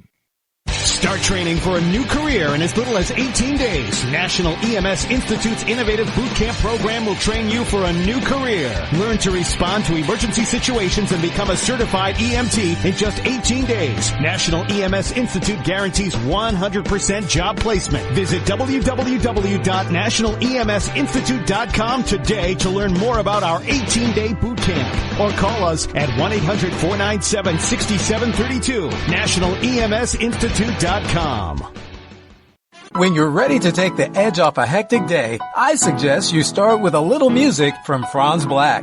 I guess there's lots of ways to look at things that don't seem right. No Worries has just been released on iTunes and Amazon. It's gonna be alright. You can find Franz Black and his music on his website, friendsblack.com. F-R-A-N-Z black.com. It's gonna be alright.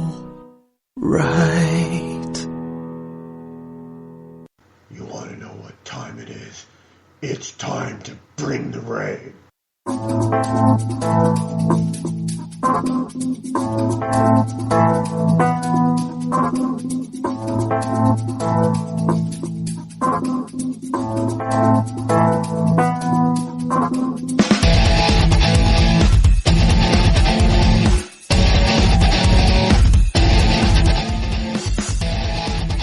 Welcome back.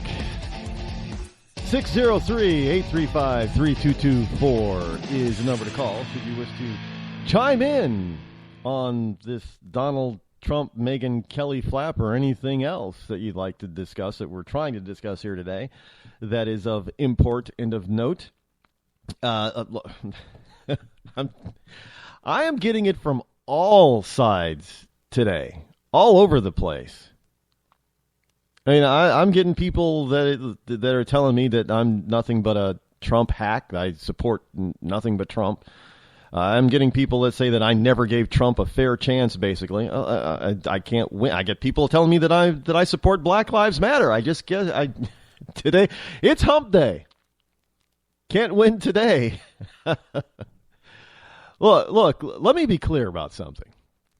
And of course, every time I say that, I know it's going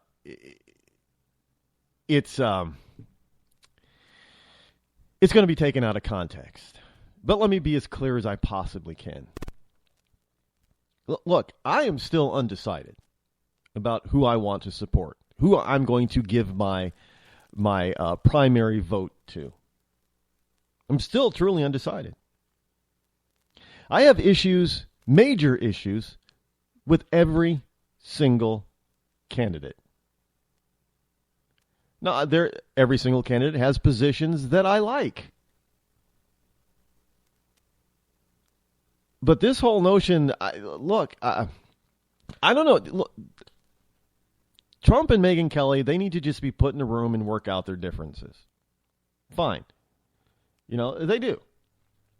The caller was, the previous callers were correct that I don't watch Fox News. I mean, I've caught Megyn Kelly's show a few times. Every once in a while, if you go someplace, if I'm in another business and they have Fox News on, and if it's at that particular point in time, was it the Kelly file, whatever it is, if she's on, then I'll sit and watch it for 5 or 10 minutes. But I don't make a point of watching it when I'm at home or in my office.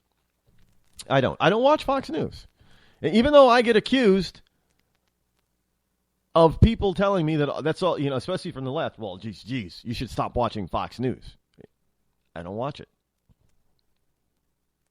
I don't particularly care what they have to say. I don't watch Hannity. He's still got a television show, right? I don't watch Hannity. I don't watch the Glenn Beck show. I know he's not on Fox. Where is Glenn Beck? He's on his own network now. I don't watch Glenn Beck. I don't watch any of them. I'm not even a 24/7 member of Rush Limbaugh. I'm my own person. Just as I tell other people to be their own person. If you want to be upset at Donald Trump, you have a valid reason for being upset with him. I don't care if you're in Iowa, if you're in California, Alaska, New York, Florida, wherever. You have valid reason for being upset with him. If you're upset with Fox, you have a valid reason for being upset with Fox. I don't care who you are, where you are, whatever. If you're upset at both of them, you have a valid reason for being upset with both of them. This whole notion that people should, not care about what other people are saying about their candidate or what, it's ludicrous. It's important. This whole thing, it's not just the debates. This whole thing is an interview. The problem is that many Americans do not either, one, pay attention or believe that this is an interview process. It is an interview process. The problem is that the American people have abdicated their interview process authority to a few extreme minority viewed people called the lamestream media. When you have multiple debates, it means that no one person or one state or one television network gets to make or break a candidate. If we had, look, personally, I think we should, because we're inundated with this stuff, and the American people have better things to do. I think we should actually limit the whole interview process, if you will, the primary voting election cycle. I think 12 to 18 months max. You have your primary system, 6 or 9 months. That's it. Get it done with. You have the presidential election part, 3 to 6 months. That's it. And you should have a debate every single month in a different part of the country. Not just in so-called important or first in the nation this or first in the nation that states. Not just in big states. And not done just by the media. I get the town hall thing. I like the town hall thing. I'm glad the town hall thing started again. But that's not a debate. That's not the candidates interacting with one another and actually putting them on the spot. Look, we're interviewing for one of the most powerful positions on the planet. You have to be able to get some sort of idea of how they're going to interact with other people, other potential leaders. You can't do that in a town hall. Because let's face it, town halls are usually filled up with nothing but supporters anyway. So there's not going to be any exchange of differing views. In a debate is something different. You're going to get people with different views, and they're going to be forced to defend their particular view or position on something. Plain and simple. Look, as I said, Donald Trump, he said it before, and he had to follow through. I understand why he's upset with Fox in doing what they did. And you have to understand that Fox actually went ahead and did this on purpose because Donald said what he said. They pushed his button. They tested him. That's not the job of the press. If they're totally unbiased and fair and balanced, they don't do that. They made this whole debate about Megyn Kelly and Donald Trump. And that's unfair to the other candidates. It really is.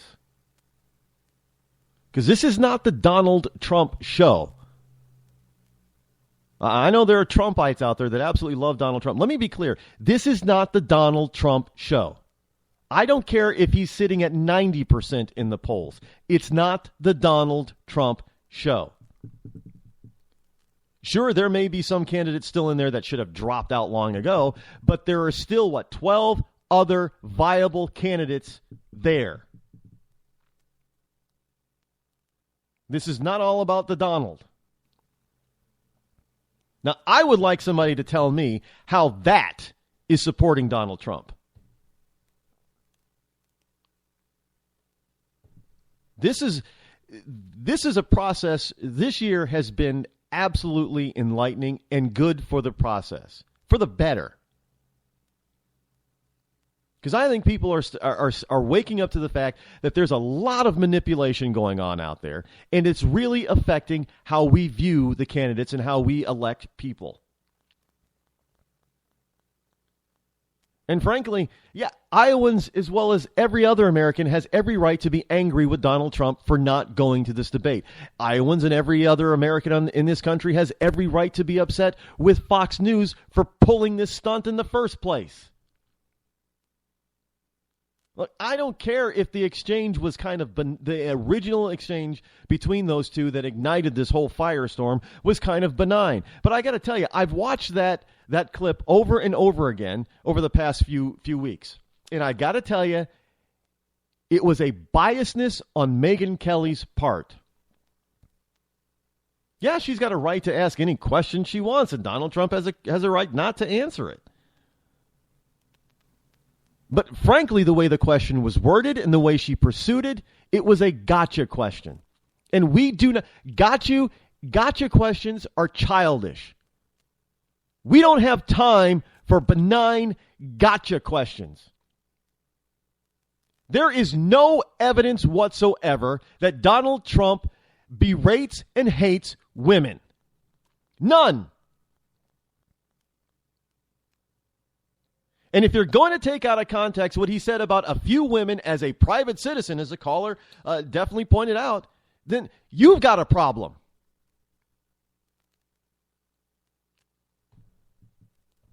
Personally, if he's talking about Rosie O'Donnell, I agree with him. There's no love lost for me for Rosie O'Donnell. There's obviously there is a long-standing feud between Donald Trump and Rosie O'Donnell. Everybody knows it. What Megyn Kelly did was take those incidents purposefully out of context on a presidential stage when there were far more important questions that needed to be asked and answered. Not this tabloid crap. Because that's exactly what it was. We need to leave the tabloid stuff in the tabloids. Donald Trump, what's your position on the economy? How are you specifically going to fix it? Not, some of your comments would be construed as being hateful to women. Really? There's not I would find it hard. You would not be able to get Ivana Trump to agree with Megyn Kelly on this one. His first wife. Absolutely no way.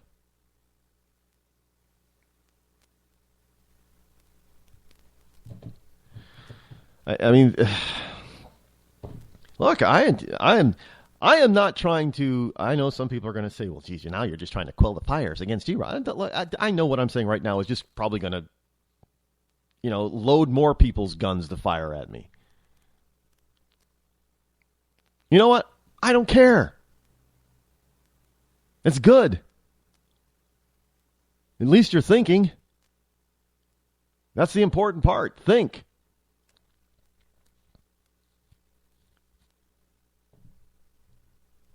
My positions are not based on feeling.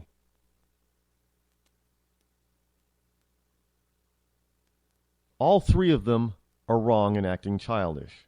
Megyn Kelly, Donald Trump, and Fox News itself. Fox itself.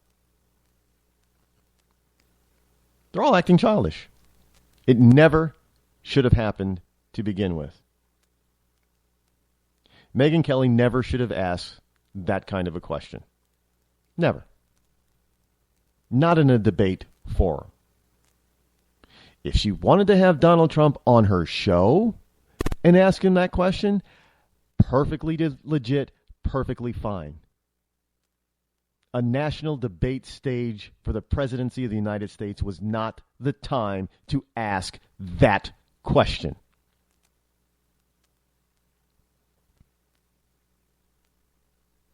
So rightfully so, when you get inane questions like that, I don't care if it's Donald Trump, if it's Ted Cruz, if it's Chris Christie, they all have a right to be upset with it.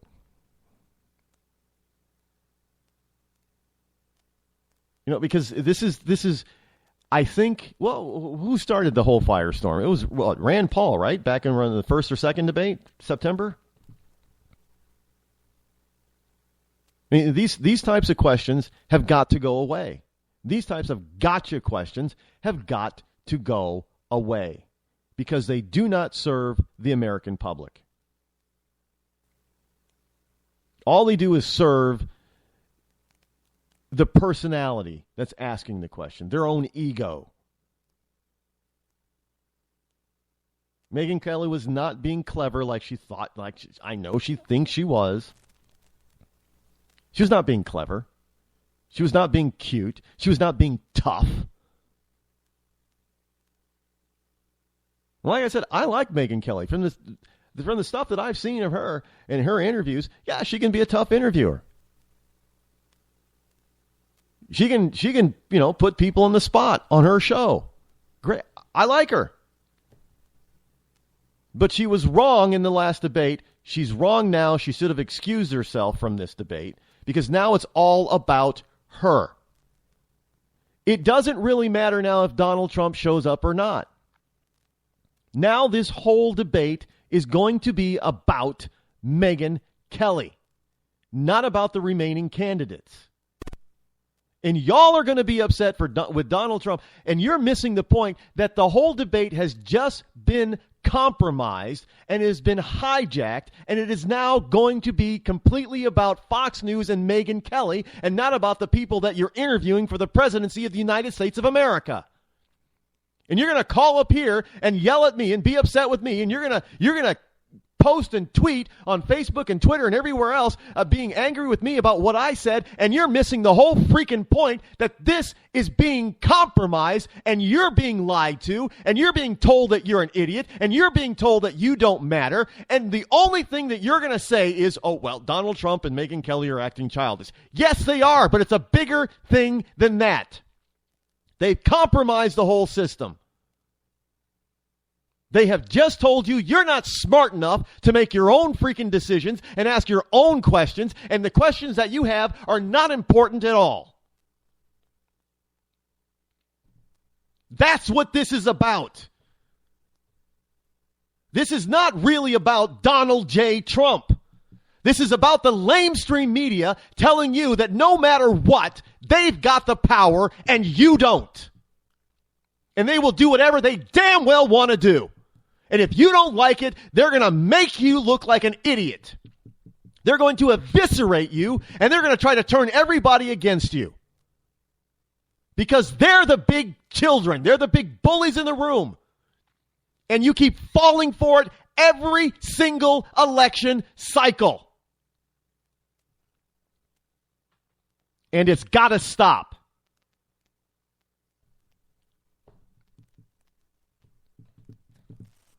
These people are playing the American people for fools.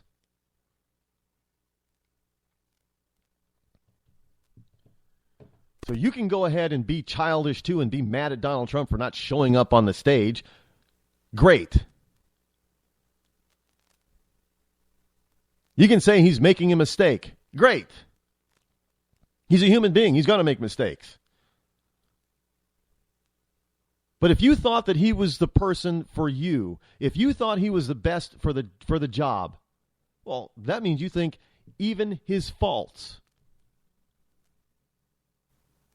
are better than somebody else's faults. So if you were going to stop supporting him because of this one incident, I guess you really didn't believe he was the best person for the job and that you were just on some sort of, hype wagon and you fell for it. Yeah, I'm questioning your support. If you take the side over the lamestream media over any candidate, I'm going to question your support. Megyn Kelly's not running for office. Nobody at Fox News is running for president. Nobody at MSNBC, NBC, CNN is running for office. They do not get to interject themselves into this election cycle. They're the media. They're supposed to be non-biased. If they want to be biased, go do it on their own show, write their own columns and articles and books, or run for office themselves, or just be a private citizen.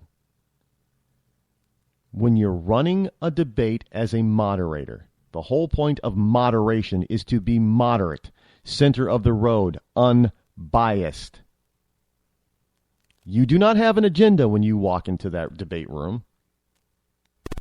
None. The only people who have agendas are the American people. But they don't get to ask the questions. Now, somebody tell me why that has come to be. I know people like to talk about, Lincoln did this in debates, and the Jefferson did that, and Adams and did this, and well, yeah, those are back in the days when they didn't have moderators. The questions of the people were asked, and they were given free rein to answer those questions. This is why you need to have multiple debates. Because you cannot give, in a lot of questions, you can't give a good, solid answer in 1 or 2 minutes. And they do it so they can say, well, we got to move this along. We got to keep people interested. We have to, ask more questions. Well, if you have more than a few debates, you can take the time to ask serious questions. If one debate, an hour-long debate is about one question, and it was a good question, solid, important question that needed a lengthy answer and back and forth, I wouldn't mind that at all, and the American people would benefit from it. That's why you need to have multiple debates. These people haven't really answered anything. They've given sound bites. Because there's so many of them, first of all, up on stage, they can't give them more than 1 or 2 minutes. Well, that's a TV commercial.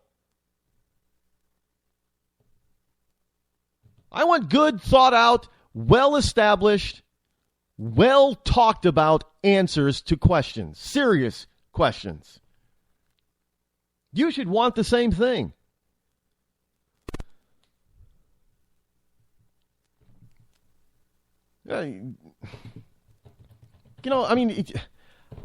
Look, we used to, didn't we do that last time? We had a debate that was all about, between Romney and Obama. Didn't they have a foreign policy debate? Where's our foreign policy debate this time?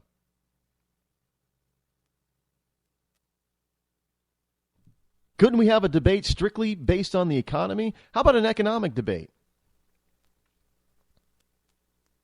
You want a debate about seeing what these guys really think about and feel about and what they would do about American security? How about a national security debate?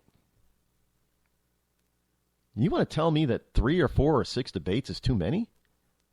We could have a debate based on one topic each and every debate.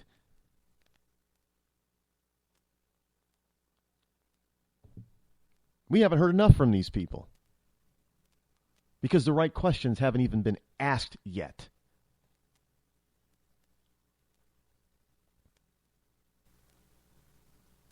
I don't.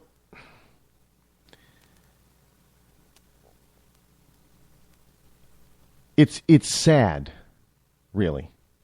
And maybe it's this way simply because we have too much time in this process. There's too much time. The campaigning goes on way too long. Because I guarantee you, if the campaign process was shorter, people would not get burned out and not interested.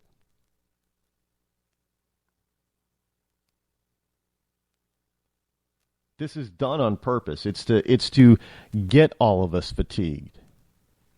It's to get all of us weary. So we just go in and, it's kind of like brainwashing. So they, and we keep hearing all these polls. I mean, I just heard it today. Oh, yeah, Kasich is number 2. I still do not see here in New Hampshire any Kasich support. But we're told over and over again by certain polls, Kasich's number 2. Really? When was the last time John Kasich was in New Hampshire? Where is all of this support?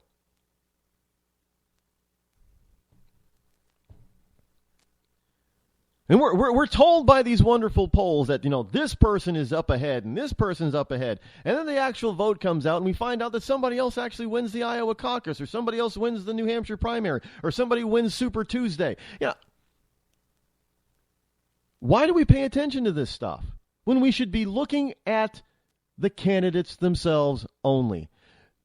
But we have a bunch of those people in the media, like Megyn Kelly, who interject them into the system, who think it's about them. And frankly, I'm more than sick and tired of it. I think it's time that Americans in general stop acting like children, start acting like adults, start asking the real questions and demanding real answers. Give a man a fish and you feed him for a day. Sign him up for the Box of Bait Club and he'll never be hungry again. The Box of Bait Club is a brand new dream come true for every fisherman. Something new and different in your tackle box every month. Every month, another excuse to get outside and do what you love. Don't let this one get away. The Box of Bait Club is currently accepting a limited number of pre-orders with subscriptions starting at $39.95 per month. Find out more now. Log on to boxofbaitclub.com. I'm just so happy my father had a chance to see his kids before he passed. I just want to say thank you. When her father fell ill, the American Red Cross was able to help get Veronica's brother home from the Navy to speak to his father one last time. It's thanks to your donations that we can connect military families when they need it most.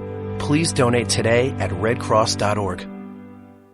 When our water heater broke down last month, it was a nightmare. It took 5 hours for the plumber to show up, and he charged us a couple of $100 just to come out. And then it cost another $1,800 to put in the new water heater. By the time it was all said and done, I felt like I'd been taken. But what else could I do? The smartest thing you can do is get a home warranty from American Residential Warranty. Their home warranties pay to repair or replace all your major appliances when they break, and they will break, and at the worst possible time. Call American Residential Warranty right now for free information on home warranties starting at just pennies a day. Don't wait for your refrigerator to stop running or your ceiling fans to stop turning. Call American Residential Warranty right now. Ask how you can save up to 50% on washer and dryer coverage. Just call 1-800-616-8010. That's 1-800-616-8010. Again, 1-800-616-8010. Call now. Are you tired of commuting to a job that makes someone else rich? Working harder than ever, but getting nowhere? Do you hate spending hundreds of dollars every week on daycare? Having someone else raise your children? With our opportunities, you can start earning money as soon as next week. You get to be the boss, work from home, and live a happier life. At Be the Boss Network, you'll find hundreds of work-from-home opportunities that you can literally start today and be earning money as soon as next week. Go to freedom133.com and start earning money as soon as next week. You get to be the boss. Get out of the rat race. Work from home. Go to freedom133.com right now and change your life today. That's freedom133.com. Go to freedom133.com and start earning money as soon as next week. You be the boss. Go to freedom133.com. Attention business owners. We know that owning a business means getting things done right now. So if your right now list includes a new building, call the Right Now Company. General Steel. We can design a building for your business quickly and save you thousands of dollars. That's right, thousands. You may think General Steel only builds large projects or that you can't afford General Steel quality. Well, check these prices. How about a 40 by 60 foot building for under $22,000? Or even a 50 by 100 for under $35,000? That's right, a 5,000 square foot building for under $35,000. And these buildings all have General Steel quality. Best of all, you can still order a building and have it delivered in time to build this year. How's that for right now? So if your right now list includes a new building, call the Right Now Company, General Steel. 800-393-5756. 800-393-5756. 800-393-5756. That's 800-393-5756. Tired of paying outrageous prices for Viagra? Well, we have great news for you. Now you can finally get Viagra at huge discounts. Healthy Man allows you to save up to $500 on Viagra. Why pay U.S. pharmacy prices of $15 per pill or more when you can get Viagra for less than $3 a pill? Call today and get 40 Viagra pills for only $99. This can cost as much as $600 at your local pharmacy. You can't afford not to call us. If you want Viagra at the lowest prices, never pay $15 a pill pharmacy prices again. Get Viagra for less than $3 a pill. Call 800-595-2614 today and save up to $500 and get 40 pills for just $99. Healthy Man is fast, easy, and affordable. Operators are waiting at 595-2614 to take your call now. Call 800-595-2614. That's 800-595-2614. Again, 800-595-2614.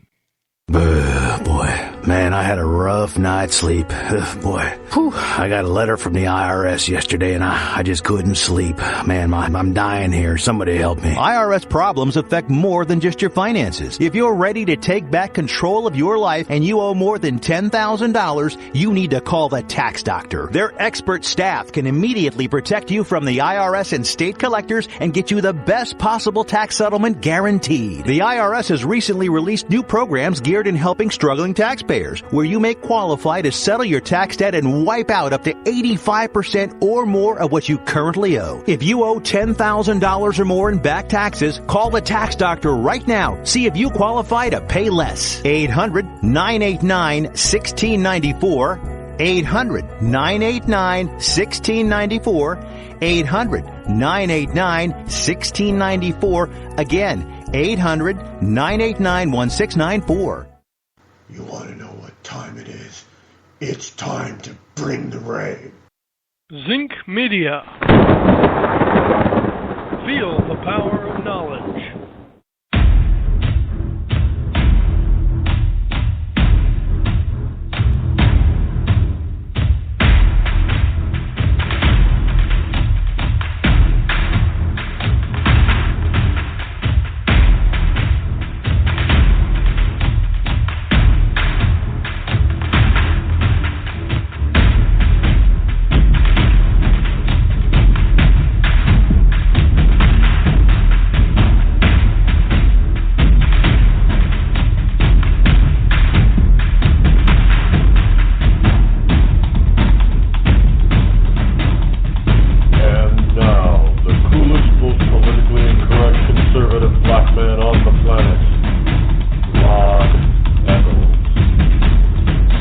Welcome back. Hour number 3 here on the fastest 3 hours on internet talk radio on the Rod Eccles Show. I am, of course, your lovable host, El Rod, coming to you live from my bunkerized home studio somewhere within the great granite state of New Hampshire, where the state motto is live free or die. It is not big government or bust.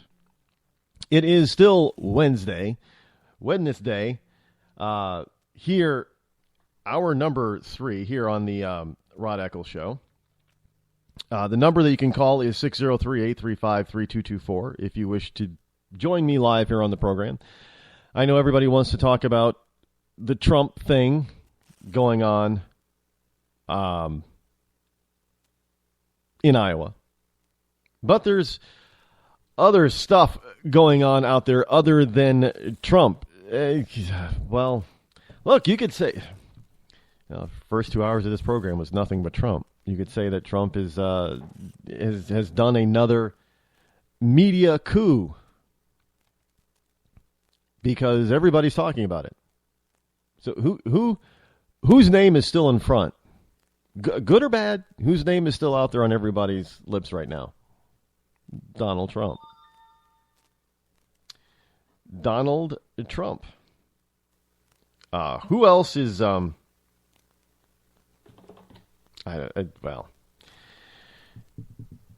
here's something from Newsmax.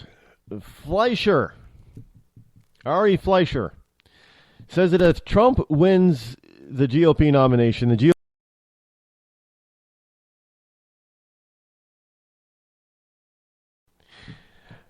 Newsflash, Mr. Fleischer, the GOP isn't really called conservative now.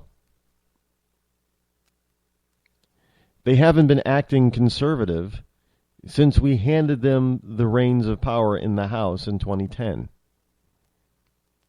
They haven't been acting conservative since we gave them the leadership role in the Senate in 2012.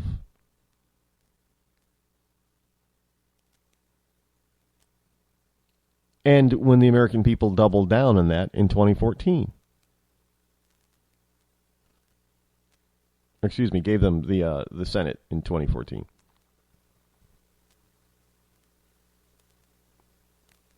Doubled down in the House in 2012. They haven't been acting conservative for the past 6 years at least.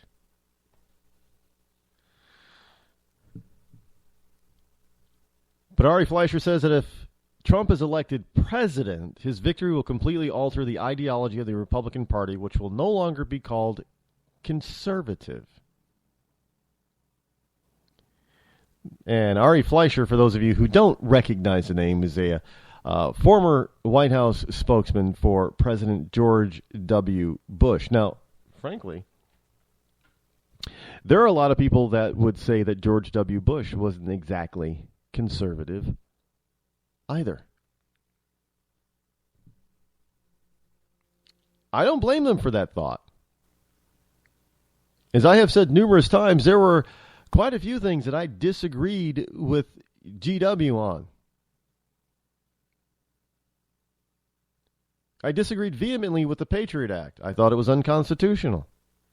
I thought it was not conservative. I thought it was acting more like a protectionist, big daddy liberal program, not a conservative answer to a major problem. Oh, but no. I'm going to be construed as, not understanding what conservatism really is.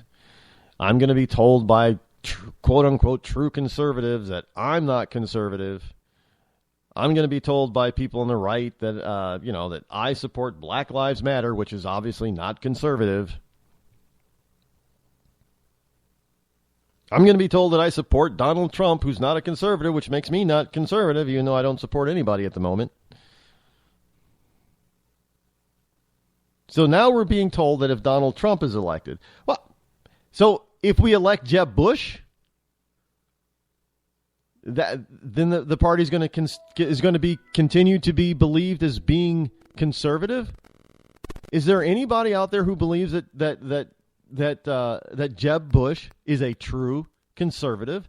Here's a guy who wants Common Core, and he just told people in New Hampshire to get over it. Is that conservative? We got two governors that expanded the unconstitutional Obamacare in their states. Is that conservative? So if we elect John Kasich or Chris Christie, the party is going to continue to be construed as being conservative?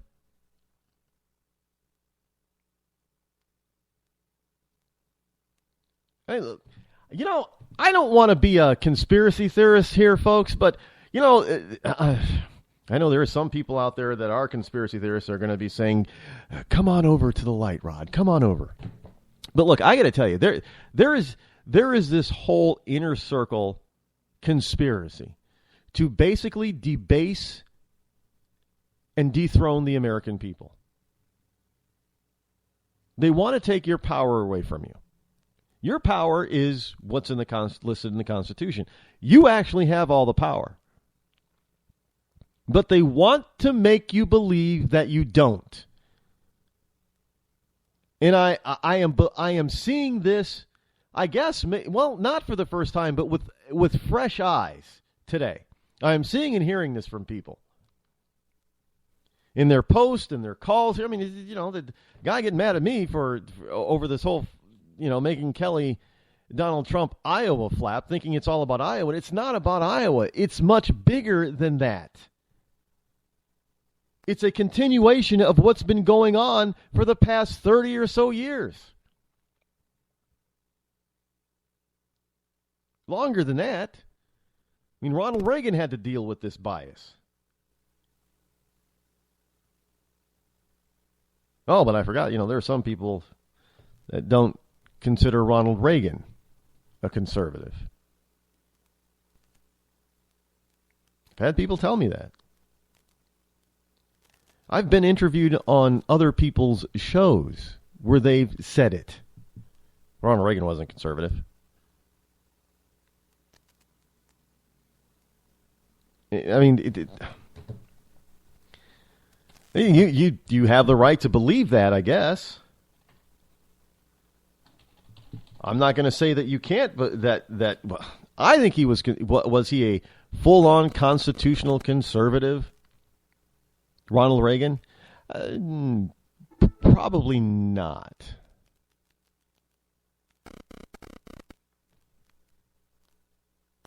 I don't know. I mean, I understand that there are some things that make people scratch their heads when Ted Cruz says them. And Ted Cruz is called a constitutional conservative.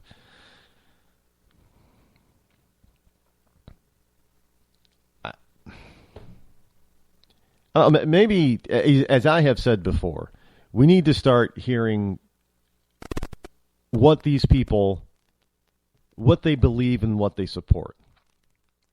And I've taken supporters of other candidates, especially the Cruz people, to task about, well, stop bashing everybody else, because you're not going to win any converts if you keep bashing other people. Why don't you tell us exactly what Cruz stands for?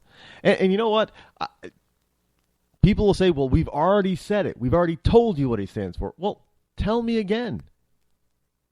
Maybe I missed it. Maybe I didn't hear it. Maybe the last time it was said, it was said or written in such a way that I got the wrong impression or wrong idea. Tell me again. This is advertising and marketing here. It takes 9 to 12 times for a person to see a particular printed ad with a picture before they even notice it. You tell me once about what you think Ted Cruz stands for, I'm not going to hear it. Not even going to come close to believing it. I'm inundated with this stuff from everybody constantly, daily. And not just me, because I'm doing a political-based talk show. Every single citizen is bombarded daily with this stuff. The first time they hear something, they're not even going to register it. So in your arrogance to think that you're so damn smart and so much smarter than everybody else. Well, I already told you once. Look, you're not speaking to your children. You're speaking to a fellow citizen. And frankly, if you told me once, you probably didn't convince me, so I'm asking you again, why don't you tell me more about why you support Cruz or Trump or whomever? Because you obviously did not convince me the last time you said anything. And frankly, going ahead and trying to bash me is not going to win me over to your candidate. That's just human nature. Because you're not telling me anything that is we watch the news for negativity. We want some positivity out of our elected officials.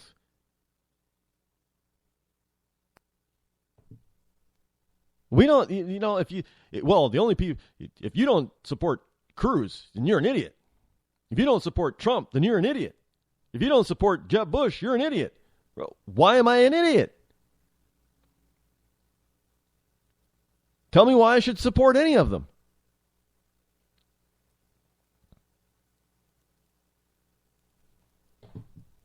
I mean, you gotta understand that there are a lot of people all across this country that are still on the fence. There are a lot of people that aren't even going to go to the polls because nobody has given them a reason to go to the polls. They think, what difference does it make? They all sound alike. Well, why is your candidate different? Why don't you talk to them?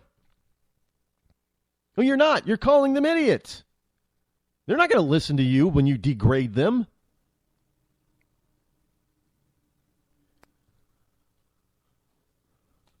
I mean, it is this political season is really actually, as far as supporters go, is no different from any other political season in the last 50 years, 100 years. It's no different. The difference is this political season is that now we have a person who is not acting as a professional politician, and he's upset the apple cart. For that, I do thank Donald Trump. For that, I do applaud him. And because I applaud him for doing that, doesn't mean that I'm automatically supporting him. You know, I had a discussion last night. One of the things about Ted, we were trying to discuss the different aspects of the candidates, of all the candidates. And basically we were focusing on the things that, we didn't like about the candidates. And one of the things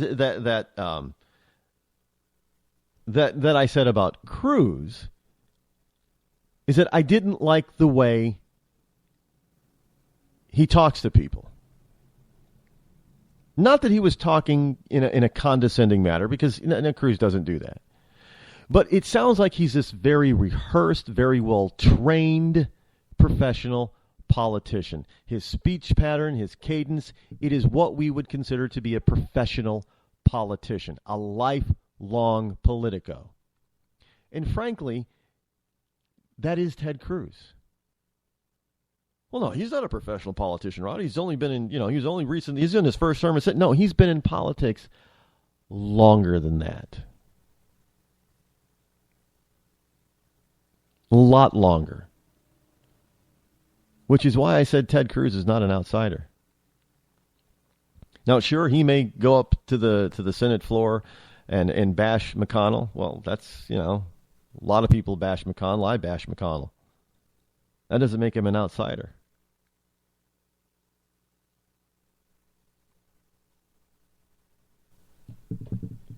It makes him a savvy politician, if you ask me. Because he understood and read the tea leaves, if you will, that that the Republican base was highly upset with McConnell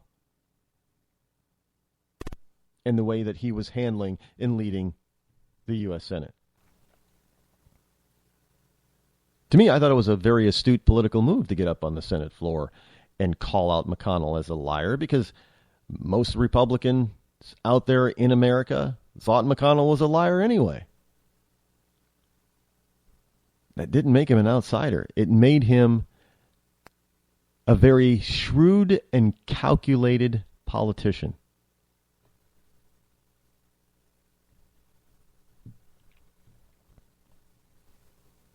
Plain and simple.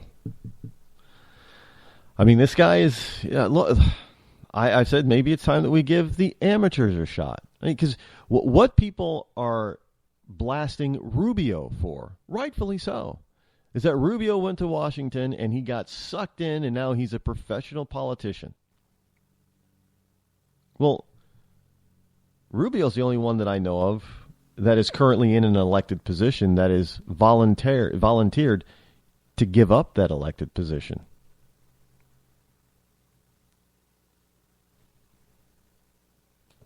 I mean, either he wins the presidency or he's out for a while. I give him kudos for that. Now, that's an outside the Beltway type of thing to do. Now, sure, you can say, well, Rod, that was calculated too, because then people will see that I was very politically motivated and politically calculated. Yeah, it probably was.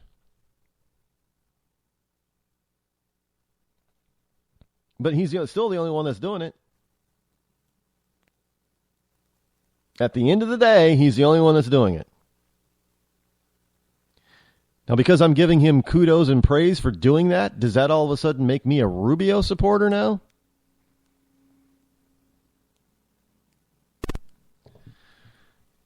I mean, you people, and I'm speaking to all 300 million Americans, you people need to stop worrying about who somebody else is supporting. And just understand and worry about why you are supporting the candidate that you are.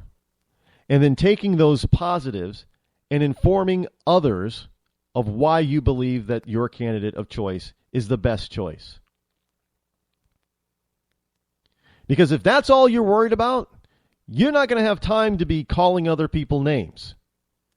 You're not going to have time to be playing childish games like Megyn Kelly and Fox and Donald Trump are playing right now. You're not going to have time to do that.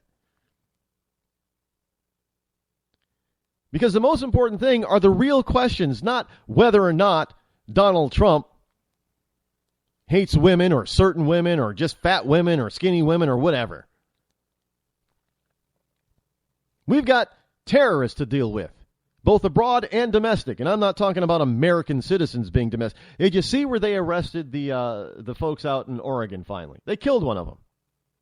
And I know you're going to have all kind of conspiracy. The conspiracy theories are already out there. I mean, I just saw something about that the person that they killed. He had his hands up and his face, and he was laying face down on the ground, and they shot him 3 times. Well, that's true. Where's Black Lives Matter on that? Oh, wait, this guy was white. I get it. So what you're going to have instead is you're going to have a bunch of people saying it's about time that Whitey got shot, just like an N-word person. I guarantee you that's being said right now.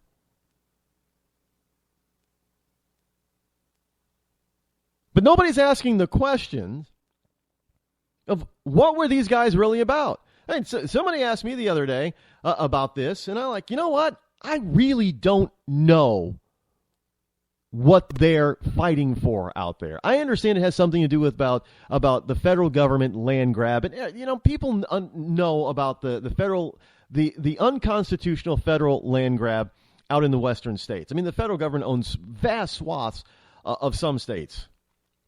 I mean, so much so that in some particular cases, the federal government controls at least half of the landmass of some of the particular states. That's unconstitutional. And I understand this is what they were fighting for. They were trying to give some of this land that the federal government took from some ranchers, and they were trying to give them back to those ranchers. That's all I know about the whole thing. I don't know anything else about it. I'm not even sure if I have that aspect correct. I'll admit it. I don't know everything. I don't know about that. But after the federal government has already done stuff like at Waco and at Ruby Ridge, I am rather suspect at what has happened out in Oregon.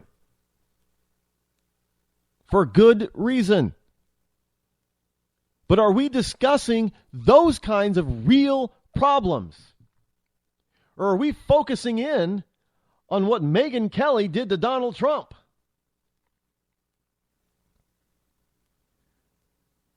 Are you calling into the show to talk about what the federal government has done out in Oregon to a fellow citizen?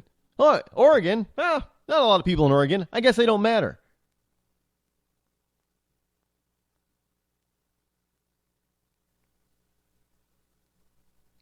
It's this whole notion that there is flyover country. That vast swaths of the American people don't matter because they don't live in states that matter. This is exactly why we have the Electoral College set up the way it is, because our founders knew that every single citizen mattered and counted. Which is probably why you have some people who want to do away with the Electoral College, because they don't think people in Iowa, in Oregon, in Montana, in the Dakotas. They don't think people in Kentucky and Tennessee. They don't think they matter. And indeed, if we got rid of the Electoral College, they wouldn't matter. All national candidates would have to do is just visit the top 6 to 10 populated states, because they would decide who leads an entire nation.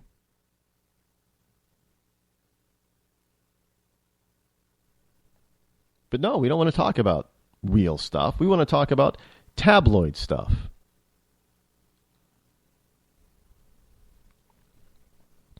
I don't know, because it's sensational, it gets our interest. Maybe we've just been Kardashianed too much. I'm Kardashianed out. I want to hear real stuff. I want to talk about real problems and real solutions. Donald Trump doesn't like women. That's his problem.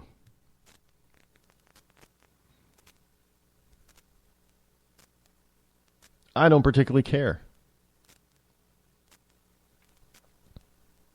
Because he's not out there raping them, stoning them, beheading them, forcing them to cover up in all black from head to toe. Megyn Kelly, you want to take Donald Trump to task because he once owned a beauty show? And yet it doesn't come to mind that the real haters of women are the ones that are actually killing them?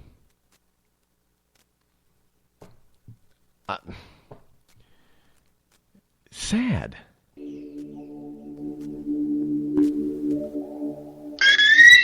On January 21st, 9 p.m., controversial and international rapper-songwriter Corey Preem will be performing his latest single, Blame It On My Mama, from his latest mixtape, There's Heaven and Then There's Hell. Hip-hop royalty will be in attendance, and a special guest is expected to stop in for a performance. It all happens at the Drome at 85 Avenue A, New York, New York. Tickets just $15. Say Blame It On My Mama at the door to possibly win a free pair of Samsung Oculus Rift virtual reality glasses. Visit CoreyPreem.com for more information. That's CoreyPreme.com.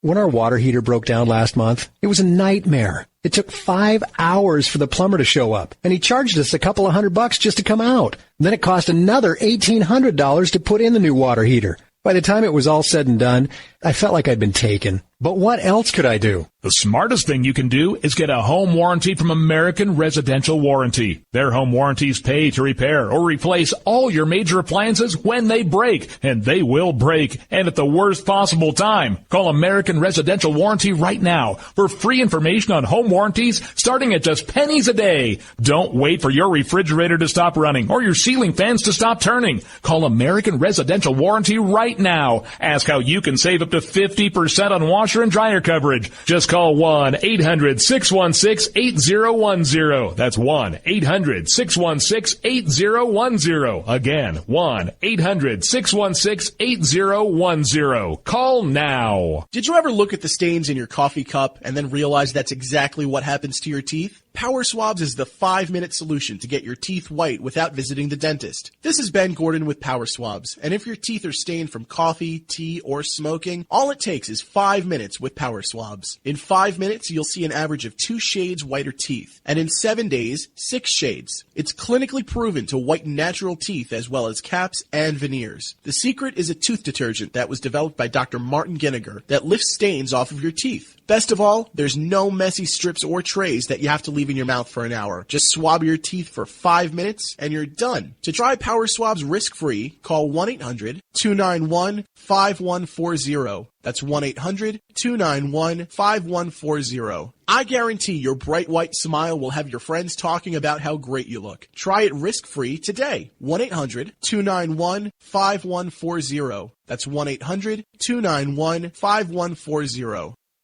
Tired of paying outrageous prices for Viagra? Well, we have great news for you. Now you can finally get Viagra at huge discounts. Healthy Man allows you to save up to $500 on Viagra. Why pay U.S. pharmacy prices of $15 per pill or more when you can get Viagra for less than $3 a pill? Call today and get 40 Viagra pills for only $99. This can cost as much as $600 at your local pharmacy. You can't afford not to call us. If you want Viagra at the lowest prices, never pay $15 $15 a pill pharmacy prices again. Get Viagra for less than $3 a pill. Call 800-595-2614 today and save up to $500 and get 40 pills for just $99. Healthy Man is fast, easy, and affordable. Operators are waiting at 595-2614 to take your call now. Call 800-595-2614. That's 800-595-2614. Again, 800-595-2614.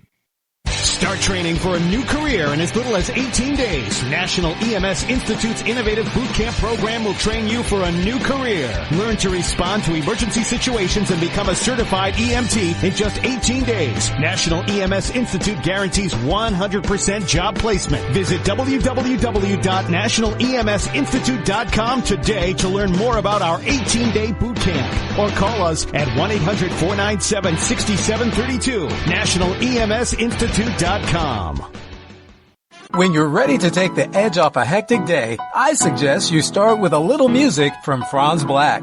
I guess there's lots of ways to look at things that don't seem right. No Worries has just been released on iTunes and Amazon. It's gonna be alright. You can find Franz Black and his music on his website, FranzBlack.com. F-R-A-N-Z Black.com. It's gonna be alright.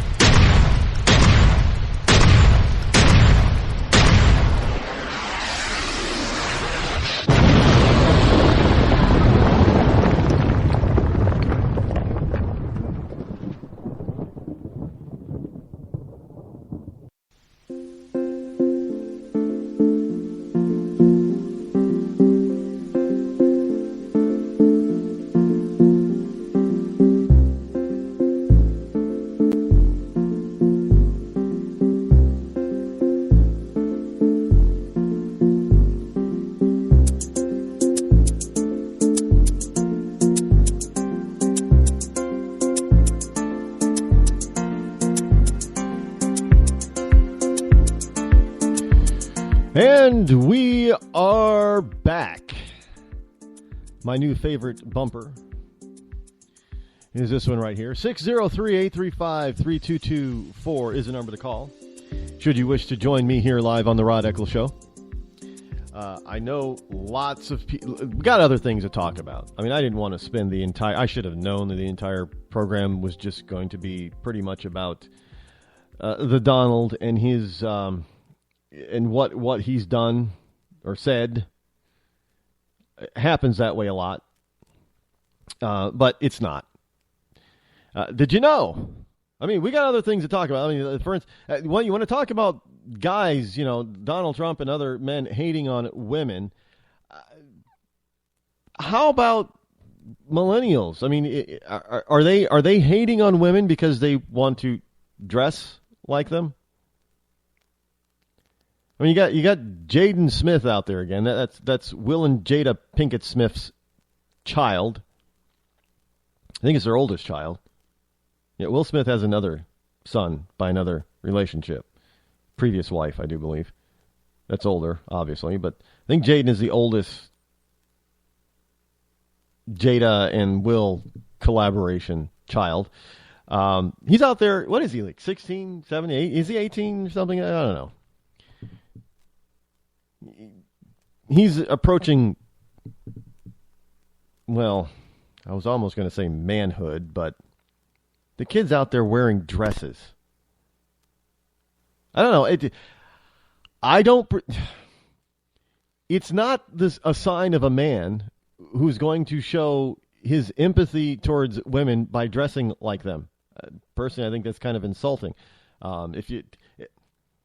Why not? I mean, it's bad enough that you got guys that dress up in drag and entertain people. Okay, I get that. That's fine. Milton Berle made that famous way back in the day. Nothing wrong with it. And you have the so-called trannies, transgendered people out there, I guess, and they believe that they're women or they're women trapped in a man's body or what have you. Okay, I get that. What I don't get is trying to make a fashion statement by wearing a dress.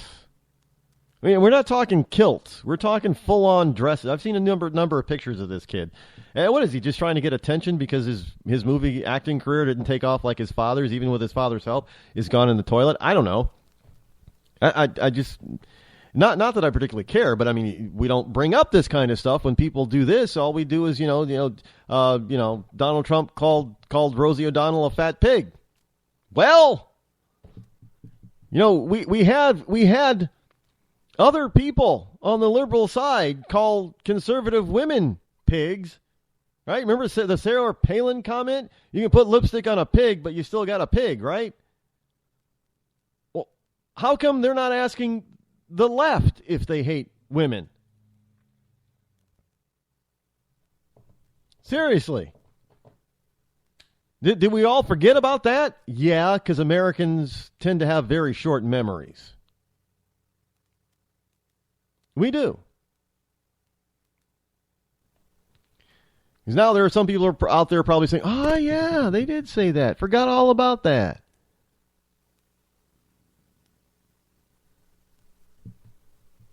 I mean,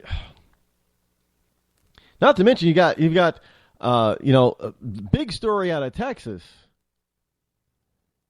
You got a guy out there who's trying to protect women, who's now being charged with a crime that could land him in jail for 20 years.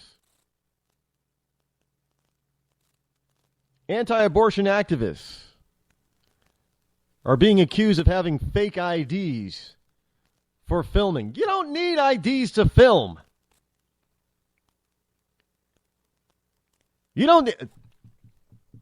And understand they're being accused of faking an ID, and they're calling it something else of interfering with a government document or something like that. And interfering with a government document or faking a government document like a driver's license and allegedly showing it to an executive at Planned Parenthood can land you in jail for 20 years. But killing and mutilating an unborn child is perfectly legal. And Megyn Kelly is going to ask Donald Trump why he hates women. I mean, and there are people that are going to get incensed for Donald Trump for standing up for himself on this case, on this point.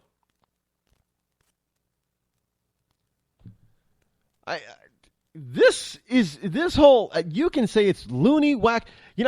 Maybe my problem is, well, I didn't even, you remember the show X-Files? Well, evidently they're back. New episodes. I might say Gillian Anderson, this is probably going to be construed as sounding like I hate women. But let me finish the comment. Gillian Anderson is not aging very well. And frankly, neither is David Duchovny. But somebody will say, oh, Rod, you're just making fun of Gillian. You hate women too.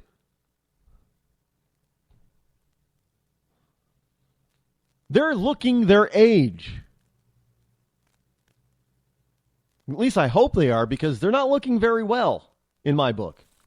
And I don't think those two ever got involved. I don't know their personal histories or lives, but I don't ever remember them two ever getting involved in drugs.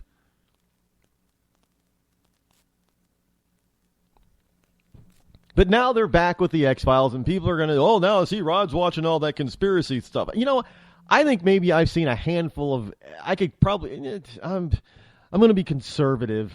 I'm going to be liberal in this one and say I maybe have watched enough old X-File episodes that I could count them on both my hands. I don't think I've watched more than 10 episodes, frankly. How long was it on? 10, 11, 12 years? I don't know. I caught maybe 10 episodes. Last night on Hulu, I caught an episode. I'm thinking, okay, all the conspiracy stuff is back. Everybody who's a conspiracy nut, they're probably loving the fact that the X-Files is back. And now they're taking a whole new twist. It's no longer an alien conspiracy, I guess. It's a new twist. It's not the aliens who are trying to take over. Now it's just the government that's trying to take over. Nick, isn't this timely? But I can understand why it's going that direction, because we see stuff like this happening, and it makes people scratch their heads and wonder, well, geez, maybe this kind of stuff really is happening.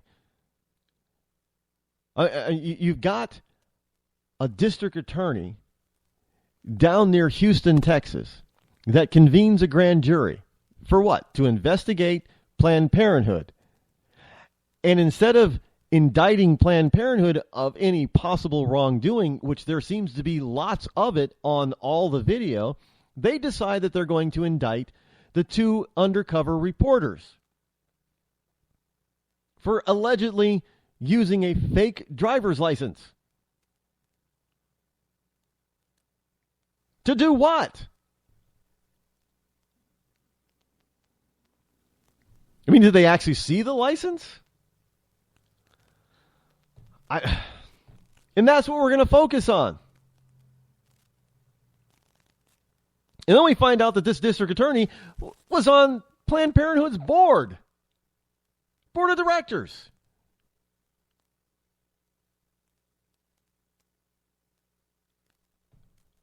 And people are going to be worried about Donald Trump acting like a child with Megyn Kelly, when Megyn Kelly says that Donald Trump hates women and is trying to make a political point about it.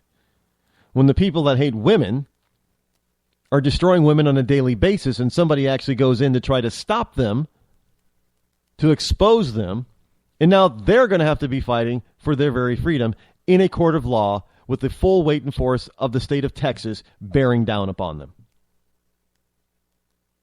And you wonder why some people go off on conspiracy theories. Yeah, we can call them nut jobs, but I can see where they go off on these kind of tangents, because this kind of stuff keeps happening, and we the people tend to keep ignoring it. Why? Oh, because it's not happening to who? Me. You. Not happening. You don't care. Because it's not. You don't.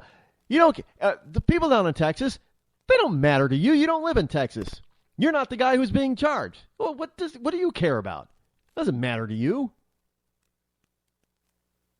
They're irrelevant because you don't live in Texas. You live in California. You live in Illinois. You live in Michigan. What do you got to worry about that for? People out in Oregon, it's just small backcountry rancher hicks, man. Who cares about them? They don't care. They don't matter, right? So when it gets down to it, nobody else matters. Nobody. Government wins. Nobody matters. You're insignificant. Hell, the government's telling you that you're insignificant. Hell, you're so insignificant that you've got to go out and buy health insurance. And if you don't, you're probably eventually going to get thrown in jail. Oh, but, everybody else who goes and gets their health insurance or has the government pay for it for them, they don't care about you going to jail for not buying health insurance. Oh, yeah, you're some dangerous criminal that needs to be locked up for life because you didn't buy health insurance like you were told to. But you don't matter. Oh, who cares about you? You live out there in Idaho someplace. Nobody cares about you. You're insignificant.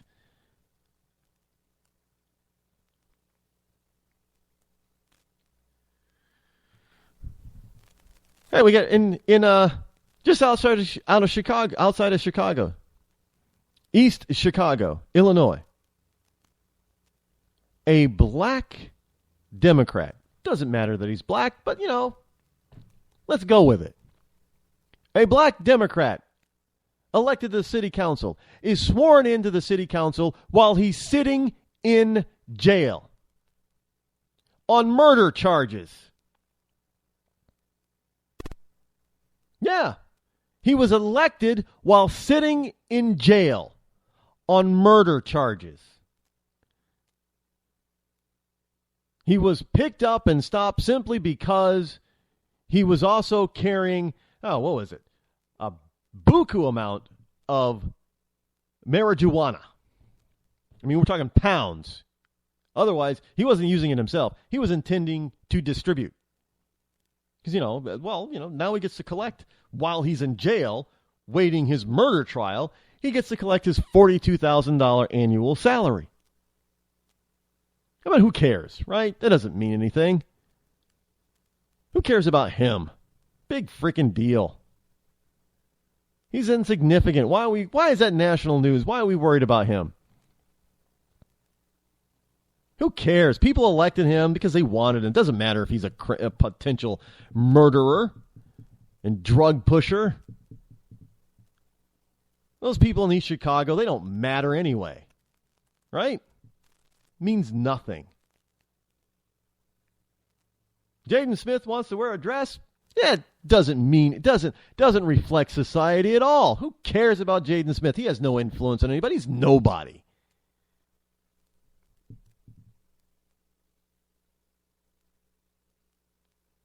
Sheriff Joe Arpaio, you think he's somebody?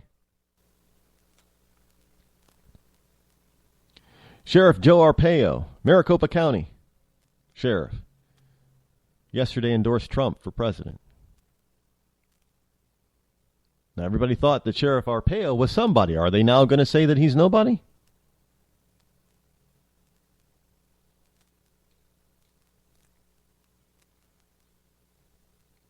I mean, the whole notion that we can just dismiss people, any person in this country, is sad. Unbelievably sad.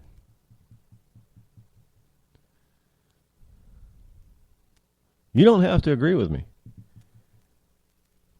You can even hate me. I don't care. My point is still valid. That's the only thing that counts. The only thing that counts is the truth. That's the only thing that should matter to you. Is there a conspiracy? I don't know. I'm going to be frank. I don't know. I used to tell you, no, you guys are crazy thinking. I don't know. There's too much stuff that matches up with all these various different conspiracies. I don't know if there is one. I still don't think there's this Bilderberg group trying to take over the world. I don't think there's an Illuminati trying to take over the world. But are there people who are trying to manipulate and try to gain and keep power? Abso-freaking-lutely. Do we have a government who's become too big, too overbearing, too powerful? Abso-freaking-lutely. Do we have a bunch of people that go to Washington, D.C. that we think are going to do one thing and somehow get sucked up into that corrupt cesspool and then become covered in that corrupt muck themselves? Absolutely. But we can't do anything about it? Do you believe that? Absolutely not.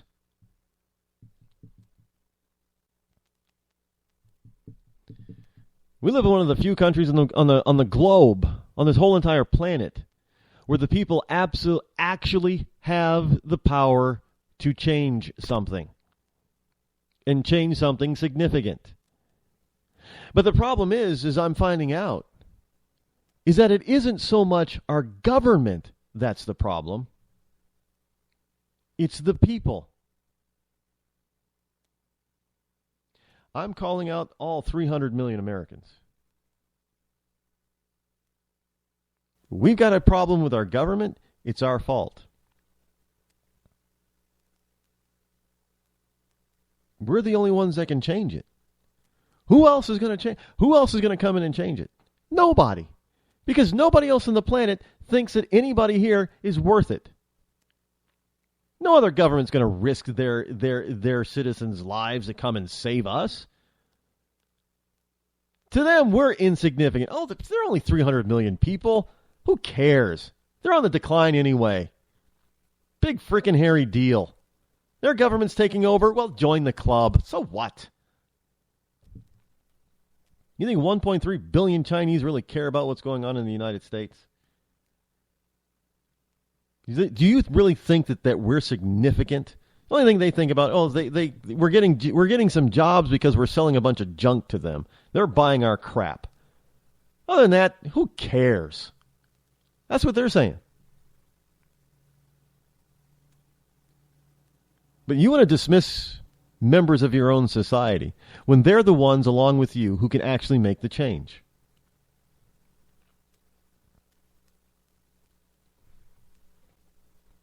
I mean, you want to stop prosecutorial misconduct down in Texas?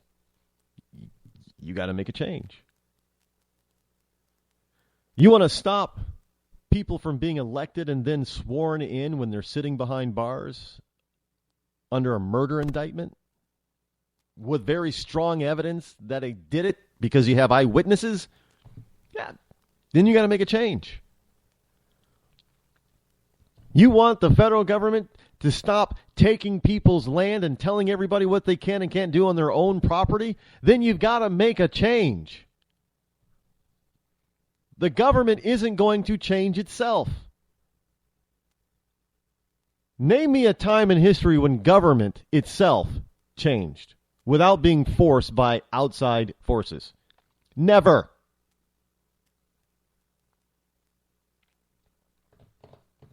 I don't know, if you think that one day that they're going to wake up and say, oh my goodness, we've just been so unconstitutional. We've been so terrible to our own people. Oh, we need to change. We need to go back to the... If you think that they're going to wake up one day and do that, you are a nut job. Because they're not going to change for you. They're not going to change at all.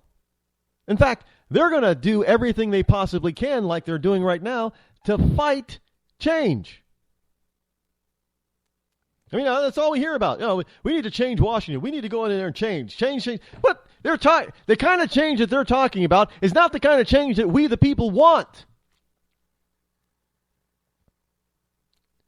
But yeah, go and be upset with the Donald for not going to a insignificant debate anyway. I already had too many. Why do we need another one?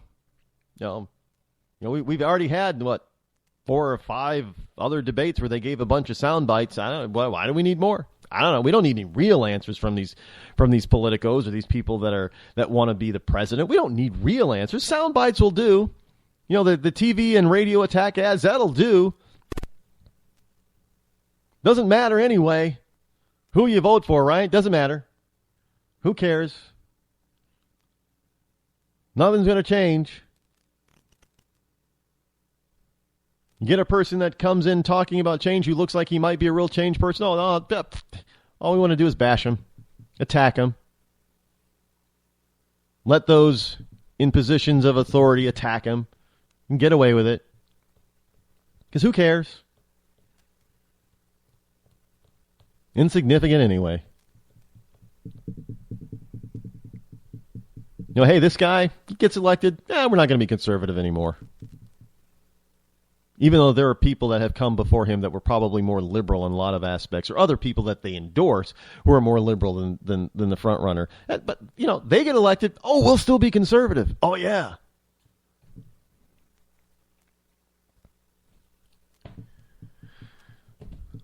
I don't know. I'm not sitting here hopeless. Because if I felt hopeless about this whole thing, I'd just pack up this show, pack up all my social media, just pack everything up, throw it in the trash, and then call it a day and say, that's it. Not worth it. But I'm here fighting. Because I believe that it does take, and it can take, regular, everyday people, every single one of you, to make some change. And we can make some positive, good, solid, constitutional changes. And we can only do that when we understand that everyone counts. Everyone is significant. Everyone, no matter where you live. Because the Constitution protects everyone. This country was started for everyone.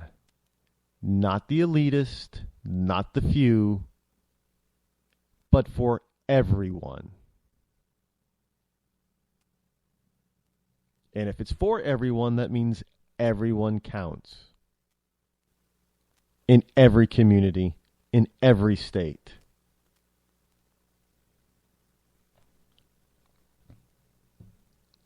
And frankly, to think any other way, I'm just going to say it. I think that's un-American. If you believe that there are only certain people that count and others don't in this country, that's un-American.